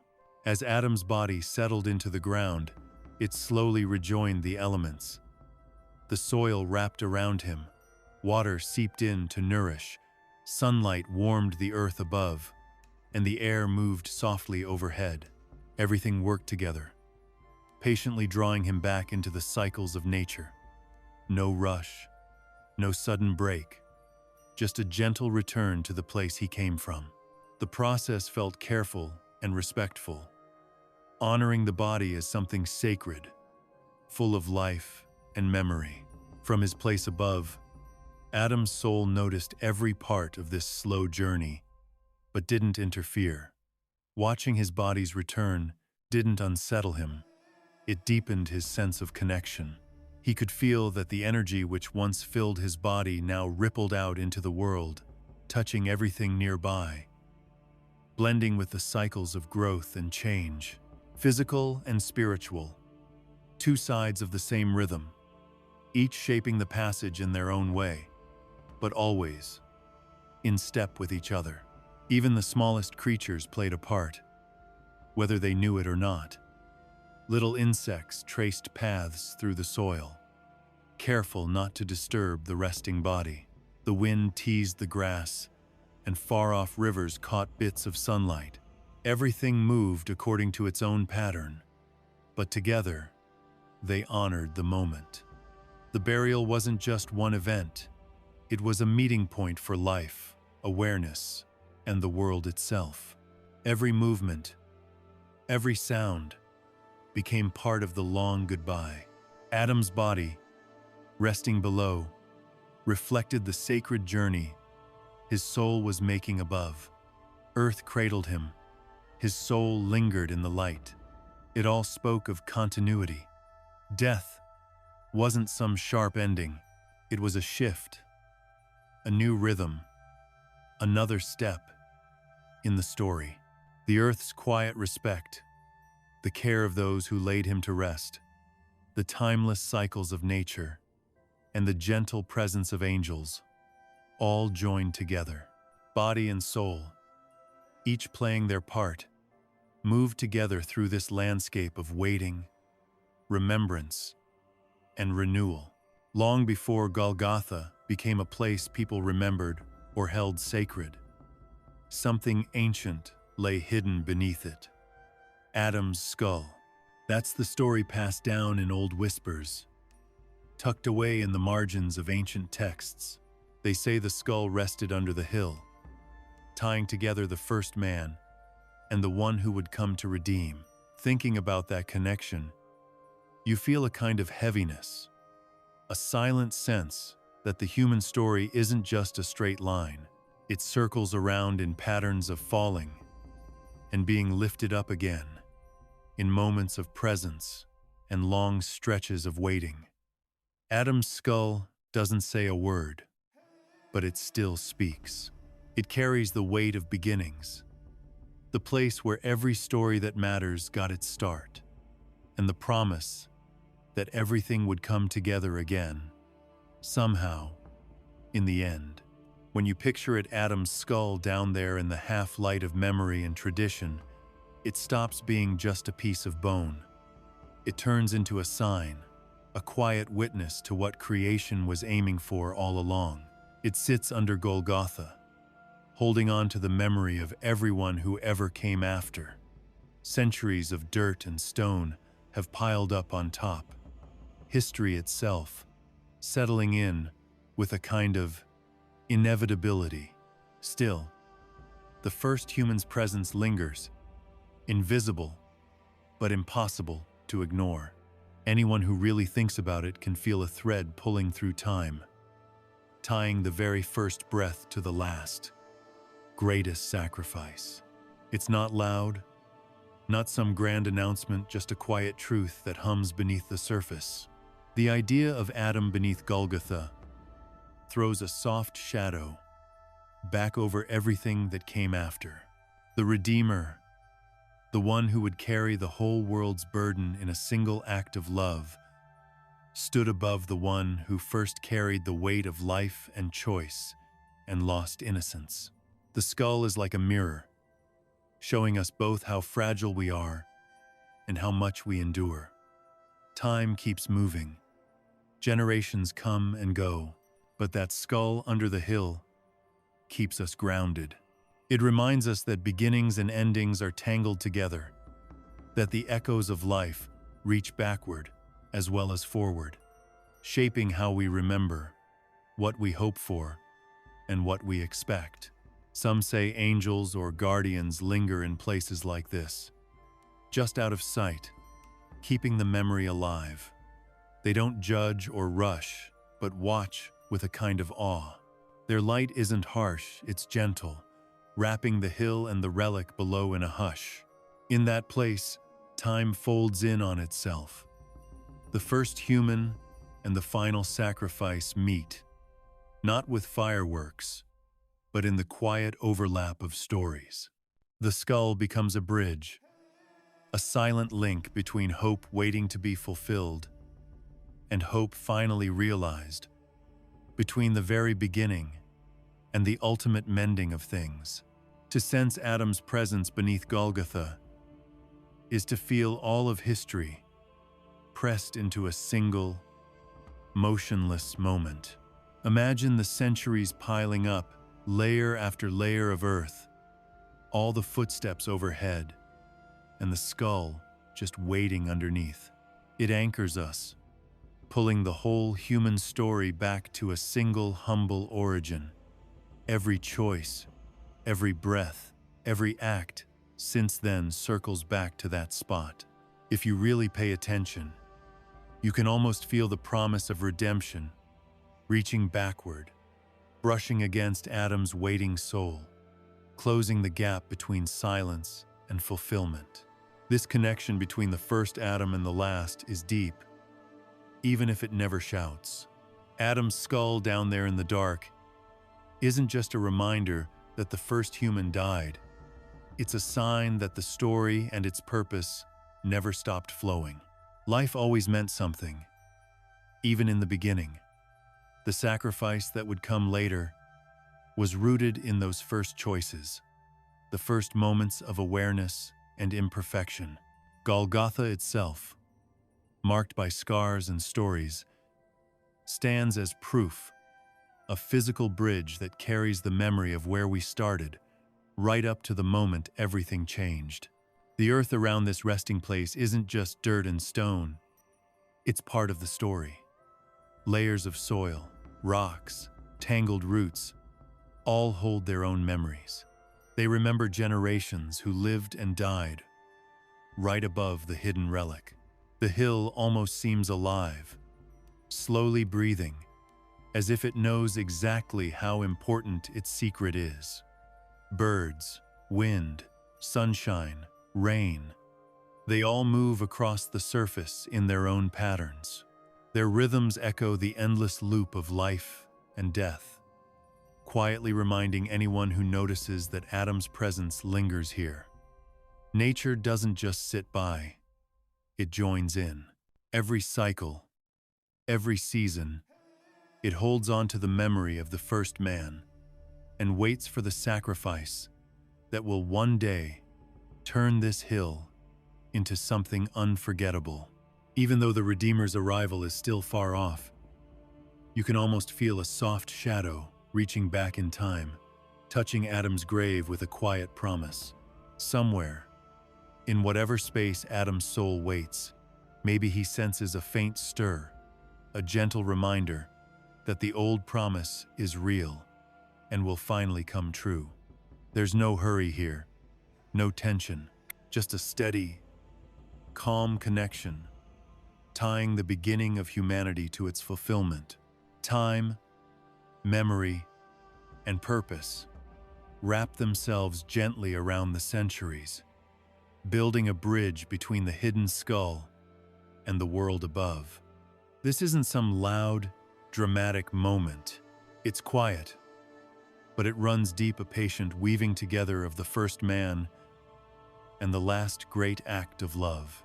Centuries slip by, and Adam's skull stays untouched, mostly forgotten by those walking above. Still, its presence seeps through the hill. You can't see it, but it's there, a silent proof that life goes on and that a bigger plan is always at work. Anyone who's heard the story, even just a piece of it, feels that weight, the connection between where it all started and where it all leads, how beginnings send ripples forward and future sacrifices send their shadows back, reaching all the way to the first souls. Adam's place beneath Golgotha holds the center, a still point where history, prophecy, and redemption quietly turn. There's something intimate about this whole connection. Adam's skull isn't just an artifact or a reminder that everyone dies. It quietly stands witness to what it means to be human. The vulnerability, the awareness, the hopes, the possibilities. The thread it represents isn't just some distant idea. It's personal. It touches anyone who stops to think about it. There's a bridge here, not just across time, but right through the heart of being human, from that first spark of awareness to the promise of being made whole again. Adam, resting under the hill, carries the memory of beginnings and the soft expectation of what's still to come. He holds both the fragility and the toughness of life. Even the light on Golgotha seems to notice. Sunlight, slipping through leaves and mist, covers the hill in a gentle glow, hinting at the holiness buried underneath. Shadows move quietly, playing out a dance of presence and absence, seen and unseen. It's a reflection of the way body and soul, past and future, always seem to trade places. You can almost picture the skull deep in the earth, soaking up these soft messages, a quiet part of the conversation between light and time, tying together the start of humanity and its final healing. Adam's skull beneath Golgotha stands as a steady, silent sign of hope and connection. It reminds anyone willing to pause that beginnings and endings aren't really separate. The first life and the last sacrifice are tied together by threads of memory, purpose, and a plan bigger than any one moment. The quiet awe that surrounds it in stories, in the feel of earth and sky, in the hush of the soul, keeps the story going, sets the rhythm of life, and points toward redemption, stretching back into the past and forward into our awareness, touching the first man with the promise of what's still to come. Even after Adam's body returned to the earth, his skull beneath Golgotha, the guardians stayed. Angels kept their watch, unseen by any living eye. They blended with the soft light that spilled over the hills, so subtle you'd barely notice. Time didn't matter to them. Decades, centuries, they watched it all pass, steady and unshaken, as history rolled on overhead. They didn't rush in or try to change the course of things. Their job wasn't to meddle, but to hold on to the memory and dignity of what lay below. Their presence was patient, quiet, almost invisible, just this constant thread running through the ages. You couldn't hear them move. Their presence was more a feeling than something you could point to. When the wind moved across the hill, or a bird's shadow slid over the ground, it was easy to imagine they were there, moving with the world itself. The earth, the plants, even the air, all of it seemed tuned into this silent watch. Nothing dramatic happened for centuries, but that didn't matter. The angel's steady patience kept Adam's resting place calm, almost humming with a kind of reverence, tying the world's first life to everything that would come after. Picture their vigil as a single thread, weaving through time without ever breaking. Unlike humans who tire out or keep schedules, these angels didn't feel time the same way. Moments stretched or shrank for them, centuries felt like a blink. They didn't judge anyone passing above. They focused on the quiet holiness of the body beneath their feet. In their own way, they became part of history's rhythm, this low hum that knits together past, present, and future, keeping alive the memory of where it all began. The angels didn't just sit by, either. Even if you couldn't see them, their care shaped the place. The soil stayed soft and rich, never disrupted by anything unnatural. Roots grew around the remains, never through them, as if something guided them gently aside. Even sunlight and shadow seemed to move with care, in step with these silent guardians. Everything there responded to their presence. Time moved on, but it never wiped away the memory or lessened what Adam's life meant. Their presence was a quiet reminder. Creation still connects, body and soul, earth and divine purpose. While people above lived, struggled, remembered, and forgot, the angels made sure this one spot, the first human's resting place, endured. They didn't just stand by idly. Their silence had weight. Stillness held on to history, keeping it whole. Their guardianship wasn't loud or obvious. It was reverence in action, a subtle promise that Adam's story would never just fade away. Even when people started coming to the hill, leaving footprints or stories, the angels stayed. They didn't step in unless there was real need. People could honor the place, or just pass by and forget it was up to them. The angels weren't there to control, only to keep and protect. Above, the world kept spinning. Kingdoms rose, cities fell. But underneath Golgotha, those quiet guardians made sure Adam's memory stayed untouched by all the chaos above. The guardians watched over more than just Adam's remains. They held together the space between what's physical and what's spiritual.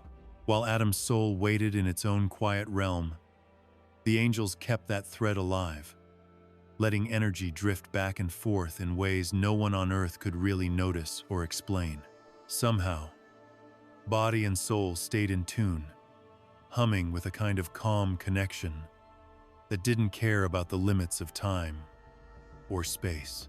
The angels understood this rhythm and kept it going, making sure life and death stayed tangled up together. And that old promise whispered to Adam kept echoing forward, quietly shaping everything that followed. People say these angels sometimes let themselves be seen, but only in the smallest ways. A shadow that bends just a little differently, a flash of light in the middle of a mist, or maybe just a sudden calm washing over a restless mind. These are their calling cards. If you're paying attention, if your heart's open to the sacred, you might catch these hints. They never make a scene. They just remind you there's more to the world than what you can see, that layers of meaning and care stretch out past the edge of sight, where the first human life still matters. Patience runs deep in their watch. Humans count days, years, generations.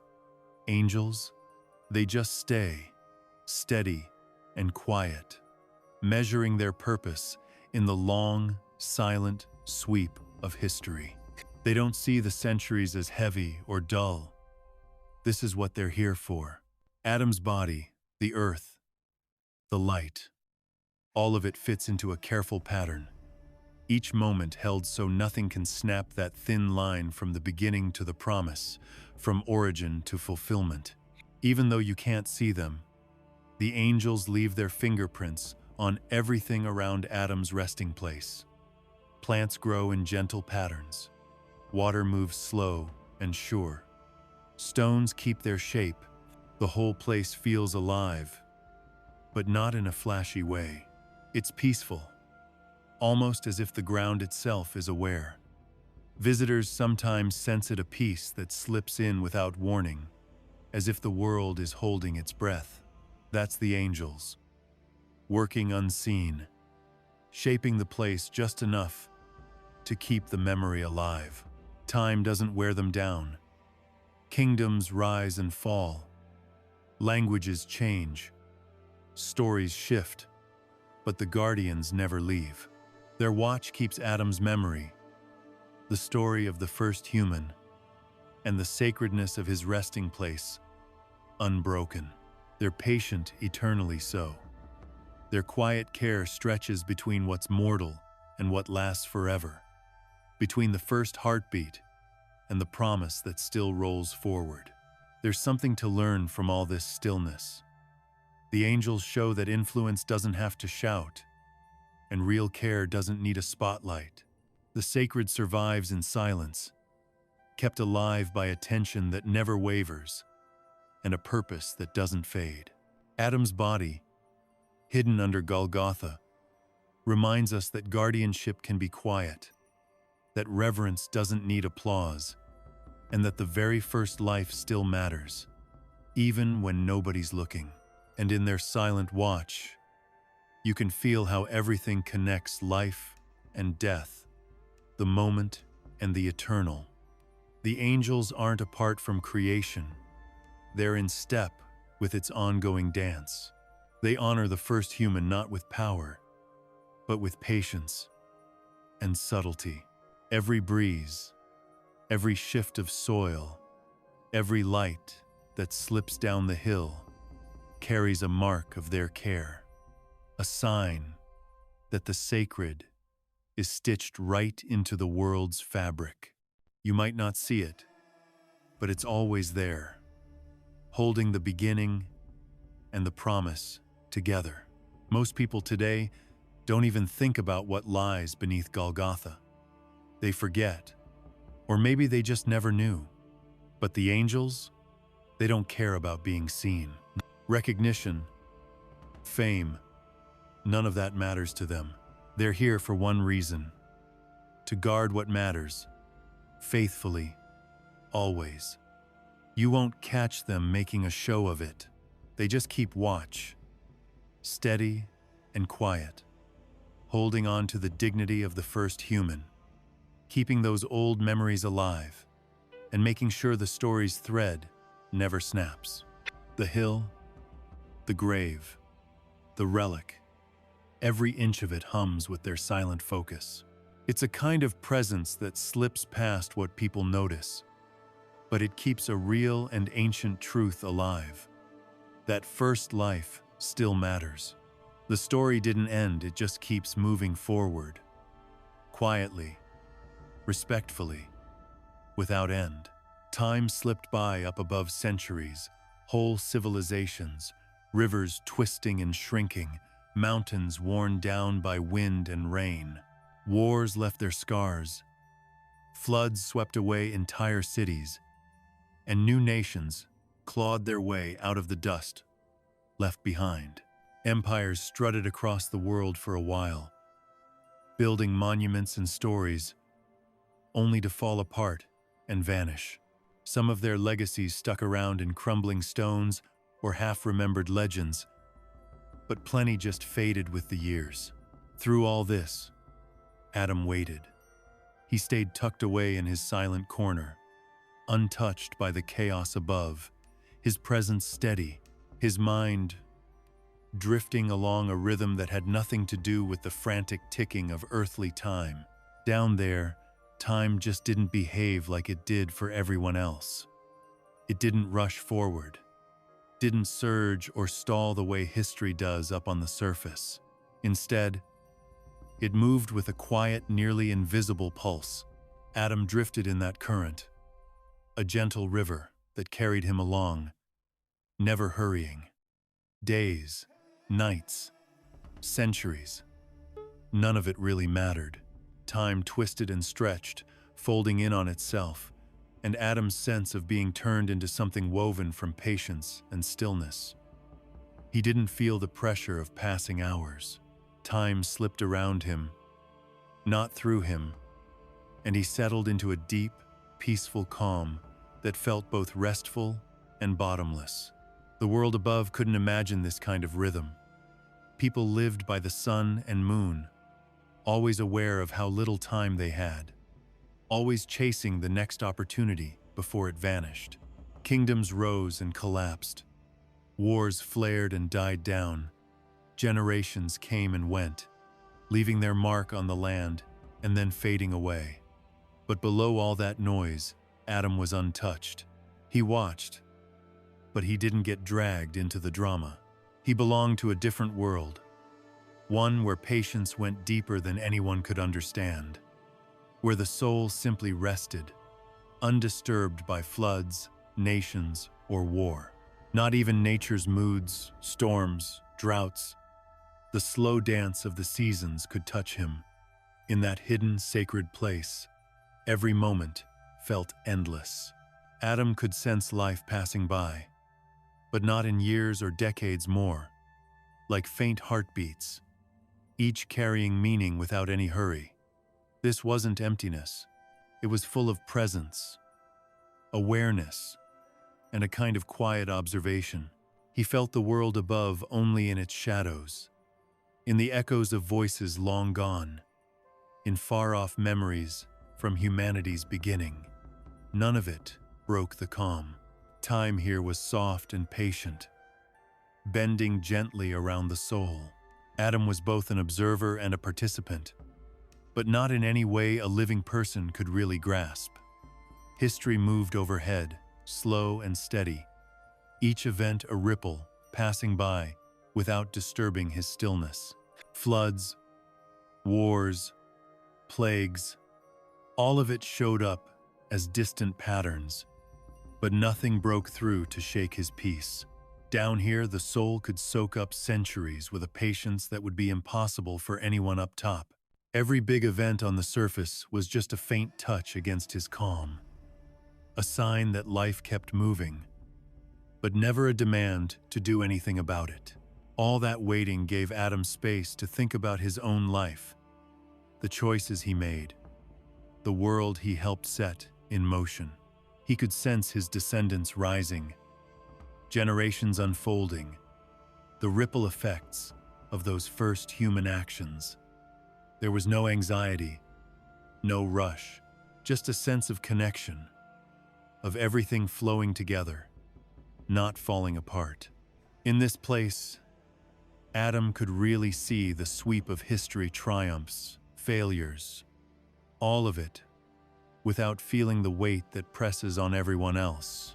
He watched it all, detached but understanding, the first human quietly witnessing the long story of humanity. Time kept rolling on above, never pausing for anyone. Kingdoms came and went, always chasing after something: power, glory, or just the hope of lasting. Meanwhile, Adam floated quietly in the endless flow of eternity. People counted years, tried to mark their wins and losses, but he measured things differently. For him, it all came down to tiny shifts in awareness, moments of reflection that didn't belong to any clock. The quiet itself became his teacher. It let him watch life happen, really see it, without getting tangled up in want or fear. The waiting place wasn't just a spot somewhere. It was a state of mind.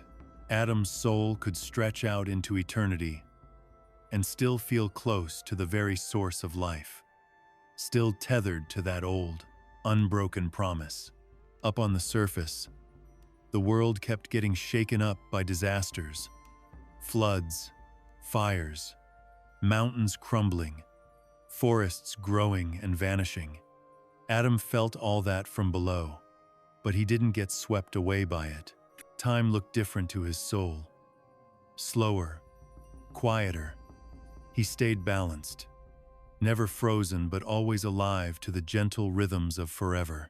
Each moment felt thick with eternity, like a quiet echo, reminding him that being the first human meant living in a space where patience and understanding ran deeper than anything that worried mortals. The angels were there too, always present but never loud about it. They didn't order him around. They moved with him, keeping the peace, making sure nothing from outside disrupted the slow, patient passing of time in that waiting place. Their presence felt steady, like the stars turning overhead, silent, but always there. With them nearby, Adam's soul could stretch out, sense ages passing above, but never lose its calm. He was anchored in that gentle, endless current, where life, memory, and hope wove together in a dance that never rushed. In that hush, Adam's ideas about life and death started to shift. He saw how wild and brief life was on Earth, how it changed with every storm or war, always at the mercy of bigger forces. Down here, though, he could see the bigger picture, feel the steady thread running through all things. Catastrophes and empires came and went, but they were just background noise to the slow, deliberate flow of his awareness. Time itself taught him that nothing on the surface really lasted, but the soul, its presence, stuck around. So Adam learned a patience most people couldn't dream of. The waiting place let him watch generations rise and fall, See history swirl by, hear the echo of human hopes and struggles, yet remain untouched by all that chaos. He could step back, really look at the cycles, how choices played out, how ambition and fate tangled together, and how events slowly, quietly unfolded as centuries ticked by. Life above kept moving. Rivers shifted, deserts spread, forests came and went, and old cities faded into memory. But Adam's soul stayed in step with that easy, endless rhythm. Nothing rushed, nothing dragged. He lived in the heart of that timeless place, where patience felt as real as earth or sky. It was a rhythm that carried him, the first of his kind, through the ages, quiet, steady, and never disturbed. In the waiting place, the souls sat still and silent, but they weren't empty. Even in that calm pause, something moved inside them, faint visions and impressions drifting by. These weren't the wild, tangled dreams people have at night, or the scattered thoughts that come with anxiety. No, they were softer, clearer, and they seemed to know exactly where they wanted to go. Think of gentle ripples on a pond, each one carrying a message, a glimpse of what's waiting ahead. Even while resting, every soul picked up on bits of the divine plan, quick flashes of possibility, lighting up the silence.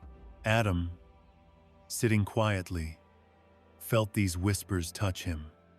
They brushed past, feather light, as gentle as wind through a quiet forest. Nobody forced these visions on them. They didn't barge in or demand attention. They just drifted in, slow and easy, giving each soul a chance to take them in, let them settle, and just exist for a while. Sometimes Adam caught glimpses of a world still taking shape, rivers that hadn't carved their valleys yet, mountains still waiting to rise. Other times, he saw people, his distant descendants, living out their own struggles, searching for meaning, not realizing how history shaped every step. Adam didn't try to control what he saw. He just watched, noticing how every scene fit into a huge, intricate tapestry, each thread glowing with possibility, every movement gentle and intentional. But it wasn't just about the world or the future. Mixed in with the visions came these soft, prophetic whispers. The voice of the divine moved quietly through the waiting place, gentle as leaves rustling in the wind. It woke something inside, brought hints of understanding, and sparked hope. The whispers never startled or rushed anyone. Instead, they brought a kind of gentle guidance, a reminder that even in the quiet, life and purpose kept flowing. Adam felt these murmurs as an old promise, coming back to him, the Redeemer not yet arrived. Hope still waiting to bloom, the threads of healing just starting to weave their way through the world. These visions didn't rush. They moved with patience and precision, almost too subtle to notice. They weren't trapped by how humans see time or cause and effect. Sometimes, a single vision stretched out, holding centuries inside it, generations folding together in ways you'd never expect. One whisper could leap across all kinds of distance, connecting Adam with so many other souls, turning the experience into something both deeply personal and shared by all. In that gentle connection, hope kept shining, a quiet thread of light, steady and soft. Now and then, Adam saw things from his own life, scenes from the deep past, filtered through the endlessness of this place. He saw the garden, Eve's creation, his first steps into responsibility, the choices that shaped everything. But these memories didn't weigh him down. They drifted by, gentle reminders of where everything began, lessons that stuck without regret or fear. The visions weren't there to judge him. They were there to help him remember. to reflect, to understand. In their quiet way, they let each soul hold onto the weight of memory while still resting peacefully, keeping that fine balance between awareness and calm. Other visions hinted at the future, soft glimpses of far-off lands, people struggling, civilizations rising and falling, moments of kindness, failure, sacrifice, and forgiveness. None of these scenes gave exact answers or instructions. They just suggested patterns and possibilities. Adam took them in the way a calm river takes its tributaries gently, without disturbance, letting everything blend together. Memory, insight, hope, they all wove into one. The waiting place looked still on the surface, but underneath, it was alive, a quiet conversation between the past, the present, and everything yet to come. Those prophetic whispers drifting through the visions, there was something comforting about them. Above, the world kept spinning on, full of war and want and restless ambition. But down here, the waiting souls could still feel life thrumming underneath it all. Even in this quiet, hope didn't just survive, it pulsed. The whispers weren't words, not really. They showed up as feelings, as a kind of current sliding softly through the stillness. Sometimes you'd catch a hint of mercy, or maybe redemption, or maybe just the idea that there was something left to understand. When a soul soaked in those whispers, it felt like plugging into some bigger rhythm, something divine, unfolding without rush or fear. Adam, especially, started tuning in to this subtle language. He picked up on the way events connected, how every human choice left a mark, how reconciliation and growth kept cropping up. He didn't jump in and act. He just watched, took it in, let the clarity settle in. Each vision, each whisper, they came with a gentle beat, matching the slow, patient flow of time as Adam felt it. Whole generations swept past him like a quiet dance, every step careful, every pause full of meaning, every movement tied to everything that came before. Hope, it turned out, wasn't loud. It wasn't a storm. It was steady, always humming in the background. Even when centuries dragged on in silence, the old promise still lived deep inside everything. Hope didn't shout or demand. It just threaded through each vision, each quiet impression, every moment of still awareness. It was purpose, solid and sure. But outside the grip of time, life continued without the panic of running out of it. Adam, with all his patient waiting, understood death wasn't an end. Not really. Even in this stillness, something vital kept pulsing, a thin but unbreakable thread of promise, glowing quietly inside it all. These dreams and whispers, they weren't just private either. Sure, every soul caught something a little different, but underneath, there was a shared rhythm. Patterns echoed in the waiting place, tying lives and eras together, weaving a low-key sense of unity. The souls, though resting, were together, linked to each other and to the divine. Adam felt it. His stillness, his watchfulness, his simple being. They were part of this bigger pattern, one thread among so many, quietly shaping eternity's rhythm. None of it forced action. These dreams didn't overwhelm. They opened space for reflection and a gentle kind of purpose. The souls rested, yes, but they stayed aware, their minds stretched out. No pressure, no rush.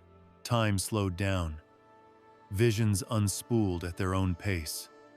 Every impression mattered, every whisper held meaning, but none of it ever pressed too hard. Adam let it all move through him, life's continuity, the endless flow of generations, hope's steady presence, just as natural as the wind moving through a silent grove. Waiting in a place like this changed. It didn't feel empty or anxious. It was active, but in a quiet, profound way, full of seeing, thinking, noticing. Adam lived through centuries, and instead of feeling weighed down, he found himself wide open, engaged with life, death, and whatever greater plan was playing out. The visions, the whispers, all those faint impressions, they carried eternity's weight but never broke the calm. Hope settled in, luminous and steady, lighting up the silent spaces while time stretched on. Even in all that silence, you could feel the divine, soft, fleeting, never in a hurry. These dreams inside the sleep of death linked the past and the future. Adam understood now. Stillness was never empty, and rest was never just nothing. Hope and awareness lasted, even when the world outside went quiet. A soul in this gentle place could live beyond life, see beyond seeing, and hope beyond hope itself. Everything woven together in a quiet, endless tapestry. In the quiet stretch of the waiting place, before anyone could even call it that, something began to shift. It wasn't loud or dramatic. No storm, no fanfare, just a gentle unfolding, a descent that carried weight, but without pushing, a sense of presence that didn't interrupt. The promised one didn't show up with a big display. Instead, stillness grew so deep, even the silence itself seemed to lean in, listening. Darkness, which had owned the waiting place for so long, slowly pulled back, like shadows melting at dawn. Light didn't burst in it, showed itself gently, outlining shapes and contours that had always been there, just waiting for this moment to be seen. Adam, caught in his own suspended awareness, felt it as a quiet vibration, a hum that moved through the place. There wasn't any fear, and he didn't feel an urgent anticipation, just a deep recognition. The presence of the promised one was close, immediate, and somehow everywhere at once. It touched every resting soul, offering a quiet assurance. No big announcement, no dramatic reveal, just a calm understanding. What had been promised was finally threading its way into reality. Everyone there, Adam included, could sense this authority, not as something forced, but as something inevitable, a gentle certainty that drifted through the cosmos, claiming its space. No noise, no spectacle marked the descent, no trumpets, no blinding flash, just a slow, steady movement, every moment meaningful but unhurried, every breath full of purpose but never insistent. Darkness seemed to know it was time to step aside. Shadows folded away, leaving behind a soft, calm glow, a quiet answer to the stillness of those waiting souls. Adam felt it like a shift in the air, a softening of the endless weight, a sure sign that something divine was moving forward, careful and exact. And still, there was no force, no compulsion. The authority was real, but it didn't grab or demand. This presence changed things without striking, guided without commanding, fulfilled its promise without confrontation. Adam sensed this as an intimate understanding, a moment when prophecy, hope, and reconciliation all came together. There was no tension, no need to figure it out. The presence just was, its meaning spreading through the stillness, like light filtering through thin clouds. The movement touched everyone in the waiting place. All those souls felt the gentle unfolding, a silent thread, connecting them in a wordless chorus. No sound, no announcement, just a shared awareness. The long-promised arrival had begun. This descent brought not just the promise whispered to Adam so long ago, but the fulfillment of countless echoes passed down through generations, woven through dreams, visions, and the hush of waiting. The presence felt close, but also stretched out across time and space, personal and universal at once, something the soul could feel without measuring. As the promised one moved deeper into the waiting place, darkness slipped away, bit by bit, not all at once. It was like the shadows themselves hesitated to leave. Adam, tuned in to the subtle rhythm, sensed each layer of darkness lifting, every absence replaced by quiet light. That rhythm spoke of patience, of a power that didn't need to shout, of authority that showed up as presence, not control. In that softness, Adam found the thread connecting promise to fulfillment, hope to reality. There was no chaos, no rush in this descent, just a steady, careful pulse, a quiet intention moving forward, respecting the peace of the waiting place. The resting souls were given space to notice, to understand, without any push. Every step was deliberate, every movement balanced between certainty and kindness. In the silence, authority and tenderness worked together, a harmony that showed strength without forcing, guidance without meddling, and fulfillment that didn't break the peace. Adam sat with this quiet awareness and felt the balance, light and shadow, authority and freedom settling around him as he drifted downward. The presence didn't push him around or demand anything. It wasn't loud either. It just moved alongside him, steady and sure, speaking more by simply being there than by any action. In that stillness, Adam understood something deep. Real authority isn't about making noise or putting on a show. It's about presence. The promise, the one that carried so much hope, didn't need spectacle, just a steady, quiet movement that never lost its purpose. Meanwhile, up above, the world kept spinning in its usual restless way. Time, history, all of it rolled on. But here, in this waiting place, everything unfolded calmly, untouched by the chaos above. The souls resting in that vast expanse didn't feel disturbed. Instead, the presence felt like a gentle reminder, something that held everything together, connecting the start of things with their fulfillment. Prophetic whispers drifted through the quiet, brushing against old memories, creation, echoes of ancestors, a hope that seemed to linger from the very start of humanity. The presence recognized all that history, not with judgment or force, just with a quiet acknowledgement of what was and what could be. As Adam took all this in, he felt the quiet authority at the center of it. There was nothing to test or measure. It just was, inevitable. The light kept spreading, soft and clear, not harsh or overwhelming. It revealed the space around him, the shapes of waiting souls, the subtle changes that signaled the arrival of the promised one.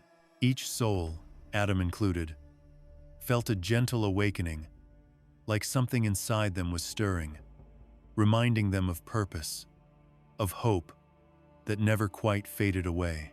Time and space felt different here. Adam sensed that the descent, this arrival, was happening all at once, and also outside of time, weaving through history but also existing in a single, endless moment. There was a unity to it. What had been promised long ago was starting to take shape right now. The darkness, which once seemed endless, began to pull back, letting a quiet glow slip into every corner of the waiting place. No one forced anything. There were no commands, no judgments, Just the simple reality of the presence itself, steady, patient, and strong, in a way that didn't need to prove itself. Adam and the others felt the weight of it, not as a burden, but as something deeply reassuring. It was enough. In that calm, Adam sensed the careful weaving of a plan, something that started as a whisper and was now quietly becoming real. This silent descent became a mirror for all the waiting souls. It reflected the gentle balance between power and patience, promise and fulfillment. Each soul felt a stirring, a small pulse of hope, a connection to the greater flow, the movement toward understanding and reconciliation. In that peaceful awareness, Adam saw a truth that went beyond words. Even slow, silent fulfillment carries a power strong enough to move hearts, souls, and the very stillness of time. Adam shifted in the stillness of the waiting place, not with his body, but with a quiet spark of awareness moving through his soul. It started small, almost like a soft vibration, barely noticeable at first. It didn't shout for his attention. It just gently nudged him, inviting him to pay attention. There was a sound, but not the kind you'd hear with ears. It wasn't carried on air or flesh. It was a voice that somehow reached right into the core of him, brushing up against memories and old understanding. He recognized it, even before he understood. It was a voice older than time, older than the first sunrise or the first shape the world ever took. Recognition came before any real thought. Adam couldn't see sight, didn't belong to him here, but that didn't matter. The voice painted everything for him, filling his awareness with color and shapes and presence. It felt both deeply close and impossibly vast, threading through this silent place with a certainty that kept him anchored. Every bit of that voice rang with a strange, familiar comfort, like remembering a home you thought you'd lost, but never really did. Adam knew without doubting. This was the voice he'd been waiting for since the very beginning. No grand entrance, no big announcement, just a gentle sound, arriving quietly, carrying the presence of the Creator. In that moment of recognition, every part of Adam hummed with a soft, knowing energy. His soul suspended, but awake leaned into it, tracing old lines of connection that had always been there, just quiet. The waiting place itself, still and patient for ages, shimmered now with reunion. This wasn't some spectacle. It was something simple and profound, just presence, meeting presence. Finally, after so long, even without eyes, Adam felt the weight and shape of that voice.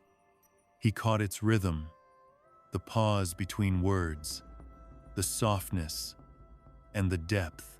Every syllable meant something. Light as a feather but deep as any canyon. Recognition wasn't a process. It just happened, memory and experience folding together, settling over him like a gentle rain. His soul, stretched out across centuries of longing, answered back. New fear, new questions, just that deep, steady certainty of being known, seen, really by something greater than any ordinary reality. The voice didn't rush, didn't demand. It was just there. And in being there, it said more than words ever could. Adam felt the entire weight of his story life, choices, pain, distance from what he loved rise up in him. But it wasn't heavy anymore. Understanding took the weight away. And in that quiet, close space, he found a peace that only comes when you finally meet what you've always hoped for. Every memory, every decision, every bit of joy and regret, all drifted toward this one point, as if everything had been leading here. No noise, no drama, Just this clear, silent recognition. As the voice grew stronger in his awareness, it brought with it the feeling of creation itself. Adam remembered the first breath, the forming from dust, the moment he first understood and took responsibility. He saw again that first morning in the garden, the first time he realized he was alive, the earliest steps he ever took. But these weren't painful memories or old longings. They were gentle ripples, reminders of the journey that led him here, each one softly echoing with the sound of that voice. The past and present wove together in quiet harmony, needing nothing more than to simply be seen and known. Waiting had tuned Adam's soul to pick up on things most people would miss. Every flicker of feeling, every intention, every small vibration of thought felt clear now. And in this clarity, he understood not just the voice, but the purpose woven into it. There was guidance in its tone, but no force behind it. There was authority, but it never pressed or demanded. There was love, endless, deep, and personal, settling into the furthest reaches of his heart. That voice carried history, recognized struggle, and offered something lasting, stretching a bridge between everything Adam had lived and something that would never end. Adam recognized it before he could put it into words, before his mind could even try to make sense of it. This wasn't about bodies or voices or anything you could see or hear. It was just pure awareness, meeting another, something deeper than perception. The Creator and the first soul, separated by ages but pulled together by intention, found each other in a space that didn't follow any normal rules. Every hope Adam had carried, every expectation that had simmered during all those years of waiting, collided right here. But there was nothing sudden or dramatic about it. The moment just unfolded, easy and unhurried, as if the universe itself had paused and held its breath, letting this recognition happen exactly as it was meant to. No rush, no pressure, just being. The voice wasn't loud or forceful, but it had a kind of authority that didn't weigh you down. Adam didn't hear judgment, he felt seen. It wasn't about being corrected or ordered around, more like being understood and gently steered in the right direction. That voice shaped him without pushing, set him straight without being harsh, and showed him the way without stepping on his freedom. Every word carried an echo of something endless, and Adam felt that resonance settle deep inside, moving through him with quiet purpose. All the thoughts and feelings he'd stacked up over endless waiting finally found their place, falling into rhythm with this calm, powerful moment. Even in that vast, empty place, Adam felt how close the connection was. The voice was just for him, threading through his soul, but somehow it touched every other soul waiting there, too. It was personal and universal at the same time. There was no line between being present and being aware. The whole thing just existed as one complete experience. Adam didn't have to force anything. He just naturally leaned in, opened up, and let himself trust. Recognition went both ways. Ancient, but always new. Steady and alive. Quietly unfolding like it always had and always would. There was no hurry, no push to do anything. Adam just let the experience wash over him, the way you feel the warmth of a hand on your shoulder or a gentle breeze on your face. The meeting wasn't about fireworks or drama. It was about subtlety and depth. Every part of Adam felt engaged, but nothing was strained. Every memory, every longing, every bit of patience got folded into this one moment of understanding. All he had to do was be there. The voice was the bridge, recognition the meeting point, and Adam's soul was the quiet witness to a promise that had been whispered ages ago. Resting in this awareness, Adam picked up on the intention in the voice. All the old choices, the years of waiting, watching humanity from somewhere beyond all of it, came together right here, touched by the gentle presence he'd been waiting for. Hope, patience, and a quiet certainty moved through him, blending with the slow, steady rhythm of the waiting place. This recognition cut through fear and expectation. It was just about connection and trust, the very heart of what it means for creation to meet its creator. Every word, every subtle inflection, carried the old promise forward, something that had been alive since the very beginning. Adam didn't doubt for a second that this reunion was real, that this recognition would last.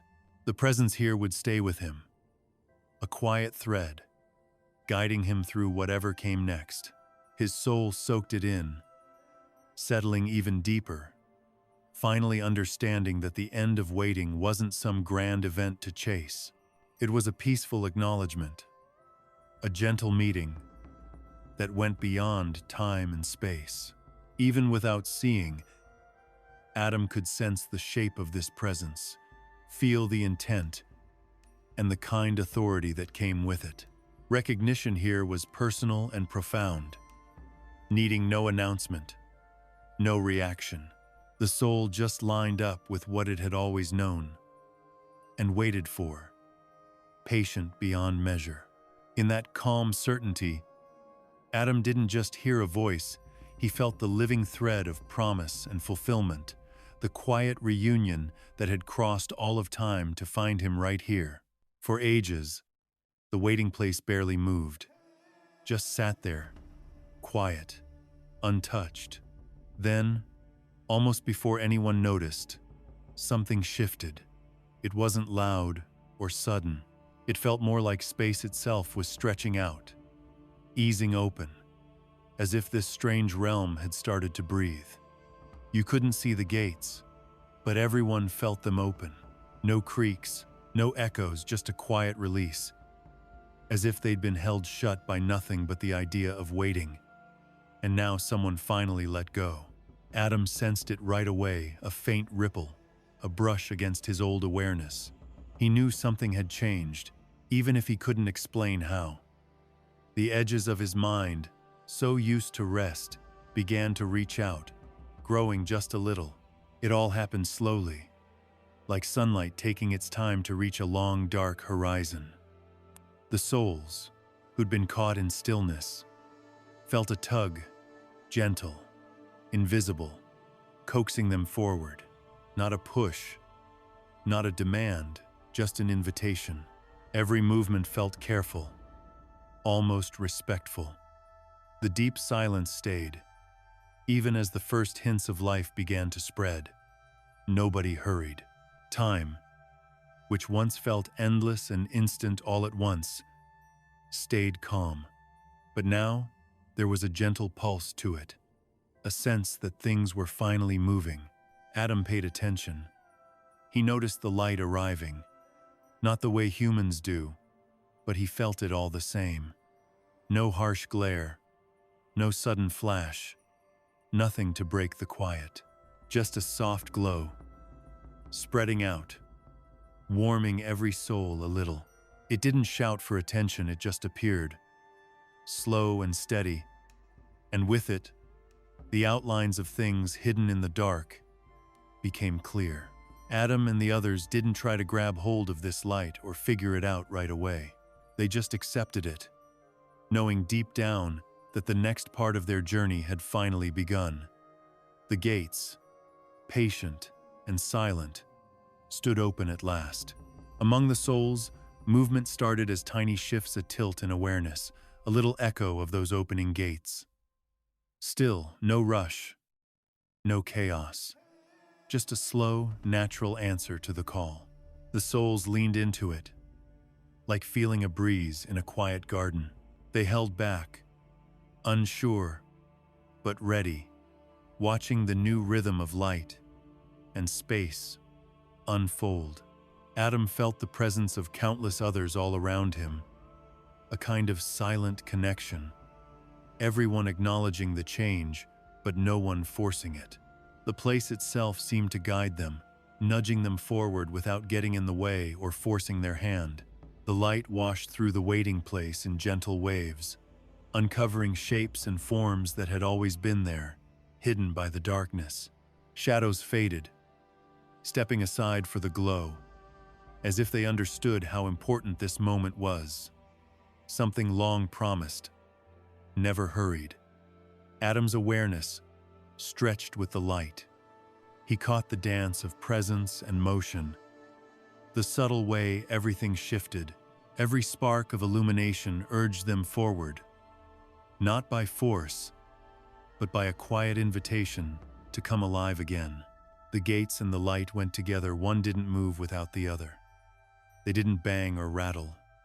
You felt them open, a soft permission that washed over everyone resting there.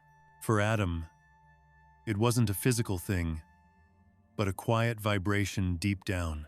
He knew, just knew, he could go now. The path that had been hidden was clear. The long silence was fading, replaced by gentle movement. Every part of him responded, calm and sure, not afraid, not confused. He recognized the moment for what it was, the start of something new. Souls started to react, almost instinctively, shifting their focus toward the faint light. Some moved forward, slow and careful, while others paused, caught in a quiet hesitation. Each one followed their own pace, but together, they made up a kind of silent harmony, a flow that felt as much like waking up as anything else. Adam watched it all, quietly tuned in, picking up on both the sense of unity and the individuality in each soul. No one judged, no one pushed. There was just this gentle balance, freedom mixed with a bit of guidance, a harmony that had waited a long time to show itself, now rising up as naturally as a tide under a calm moon. As the gates kept opening, the soft light didn't just mark out the space, it caught the subtle shifts, the way souls moved. Nobody was in a hurry. There was no pressure to step through. The only thing moving things forward was a growing willingness, a patient kind of awareness. Adam felt it too, that quiet nudge, like a soft breeze rather than a command. Every little movement, every new spark of awareness came wrapped in gentle light. It all blended together, awareness and illumination, into a dance that was quiet but carried real weight. And with this calm movement came something unexpected: companionship. Each soul kept its own rhythm, but somehow, moving together, created a sense of belonging. They'd waited together for ages, and now they woke together, not alone. Adam didn't see or hear this connection. It was more like a vibration, a gut feeling that the journey ahead wasn't a solo one. The silent gates just stood there, framing it all, letting life and awareness slip through, gentle and unhurried. Even as more souls stirred, the stillness didn't break. Instead, it became part of the movement. The waiting place, always so quiet, seemed to breathe with the new life stirring inside it. Adam felt his awareness stretch, moving along with the flow, light shifting, gentle guidance from the gates. This wasn't force, it was intention, a slow encouragement, not a rush. Everything that had been waiting in silence started to unfold, bit by bit. These gates weren't physical, nobody could touch them or even see them in the usual way. They marked the edge of awareness, a boundary that had held everyone in place until now. Adam sensed them opening, just an extension of that quiet authority he'd felt before a familiar presence, like a voice he trusted. No big reveal, no drama, just a soft acknowledgement. The waiting was over. The way forward was clear, and it was finally time to step into light and awareness again. Light, movement, and awareness all wove together. Nobody needed instructions. Adam moved with the flow, feeling his own readiness and the gentle encouragement of the others. The gates, open and silent, kept guiding things, framing the slow emergence of presence. Every shimmer of light, every shift in awareness, brought a kind of certainty. This place of waiting had become a space for gentle motion, a place where souls could finally set out on their next journey, calmly and knowingly. In that wide, quiet space, Adam felt just how deep the moment ran. The light came softly, the gates opened without anyone noticing, and the souls moved forward, all of it adding up to a slow, steady awakening. There was no fear, no rush, no pressure to act, just a patient, careful unfolding recognition and presence growing stronger. Adam felt the thread of continuity, the link tying his awareness to the souls around him and to the silent gates that had opened so quietly, letting the light in and beginning a new chapter with gentle certainty. Adam's soul had been wrapped in stillness for so long, it almost felt like part of him. But then, little by little, that quiet started to fade, not in some sudden rush, but the way dawn creeps in after a long, endless night. Waiting, which used to feel like it would never end, finally loosened its grip. The centuries just slipped quietly into the background. No fireworks, no big announcement, nothing dramatic. It was over, just like that. It was as if the universe gave a silent nod, signaling that, yes, this was the right moment. Adam felt it deep down, like something inside him finally let go. A shroud lifting so gently, he barely noticed it at first. The change wasn't loud or showy. It was soft, almost tender, and felt completely natural. Relief didn't show up with a bang. It moved in quietly, filling up all the empty places where waiting used to live. For the first time in forever, Adam didn't feel weighed down by expectation. His soul stretched out, testing this new freedom, but not with excitement, not really joy either. It was quieter than that, like a simple acknowledgement that the long, patient stillness had reached its end. Adam's body stayed still, but inside, he recognized the shift. The waiting place vast, timeless, adjusted so slightly, making room for his release without disturbing anyone else. Light drifted past him, calm and unhurried, brushing by in a gentle hello. Every bit of Adam's awareness seemed to open up and breathe, like he was waking after a sleep that lasted centuries.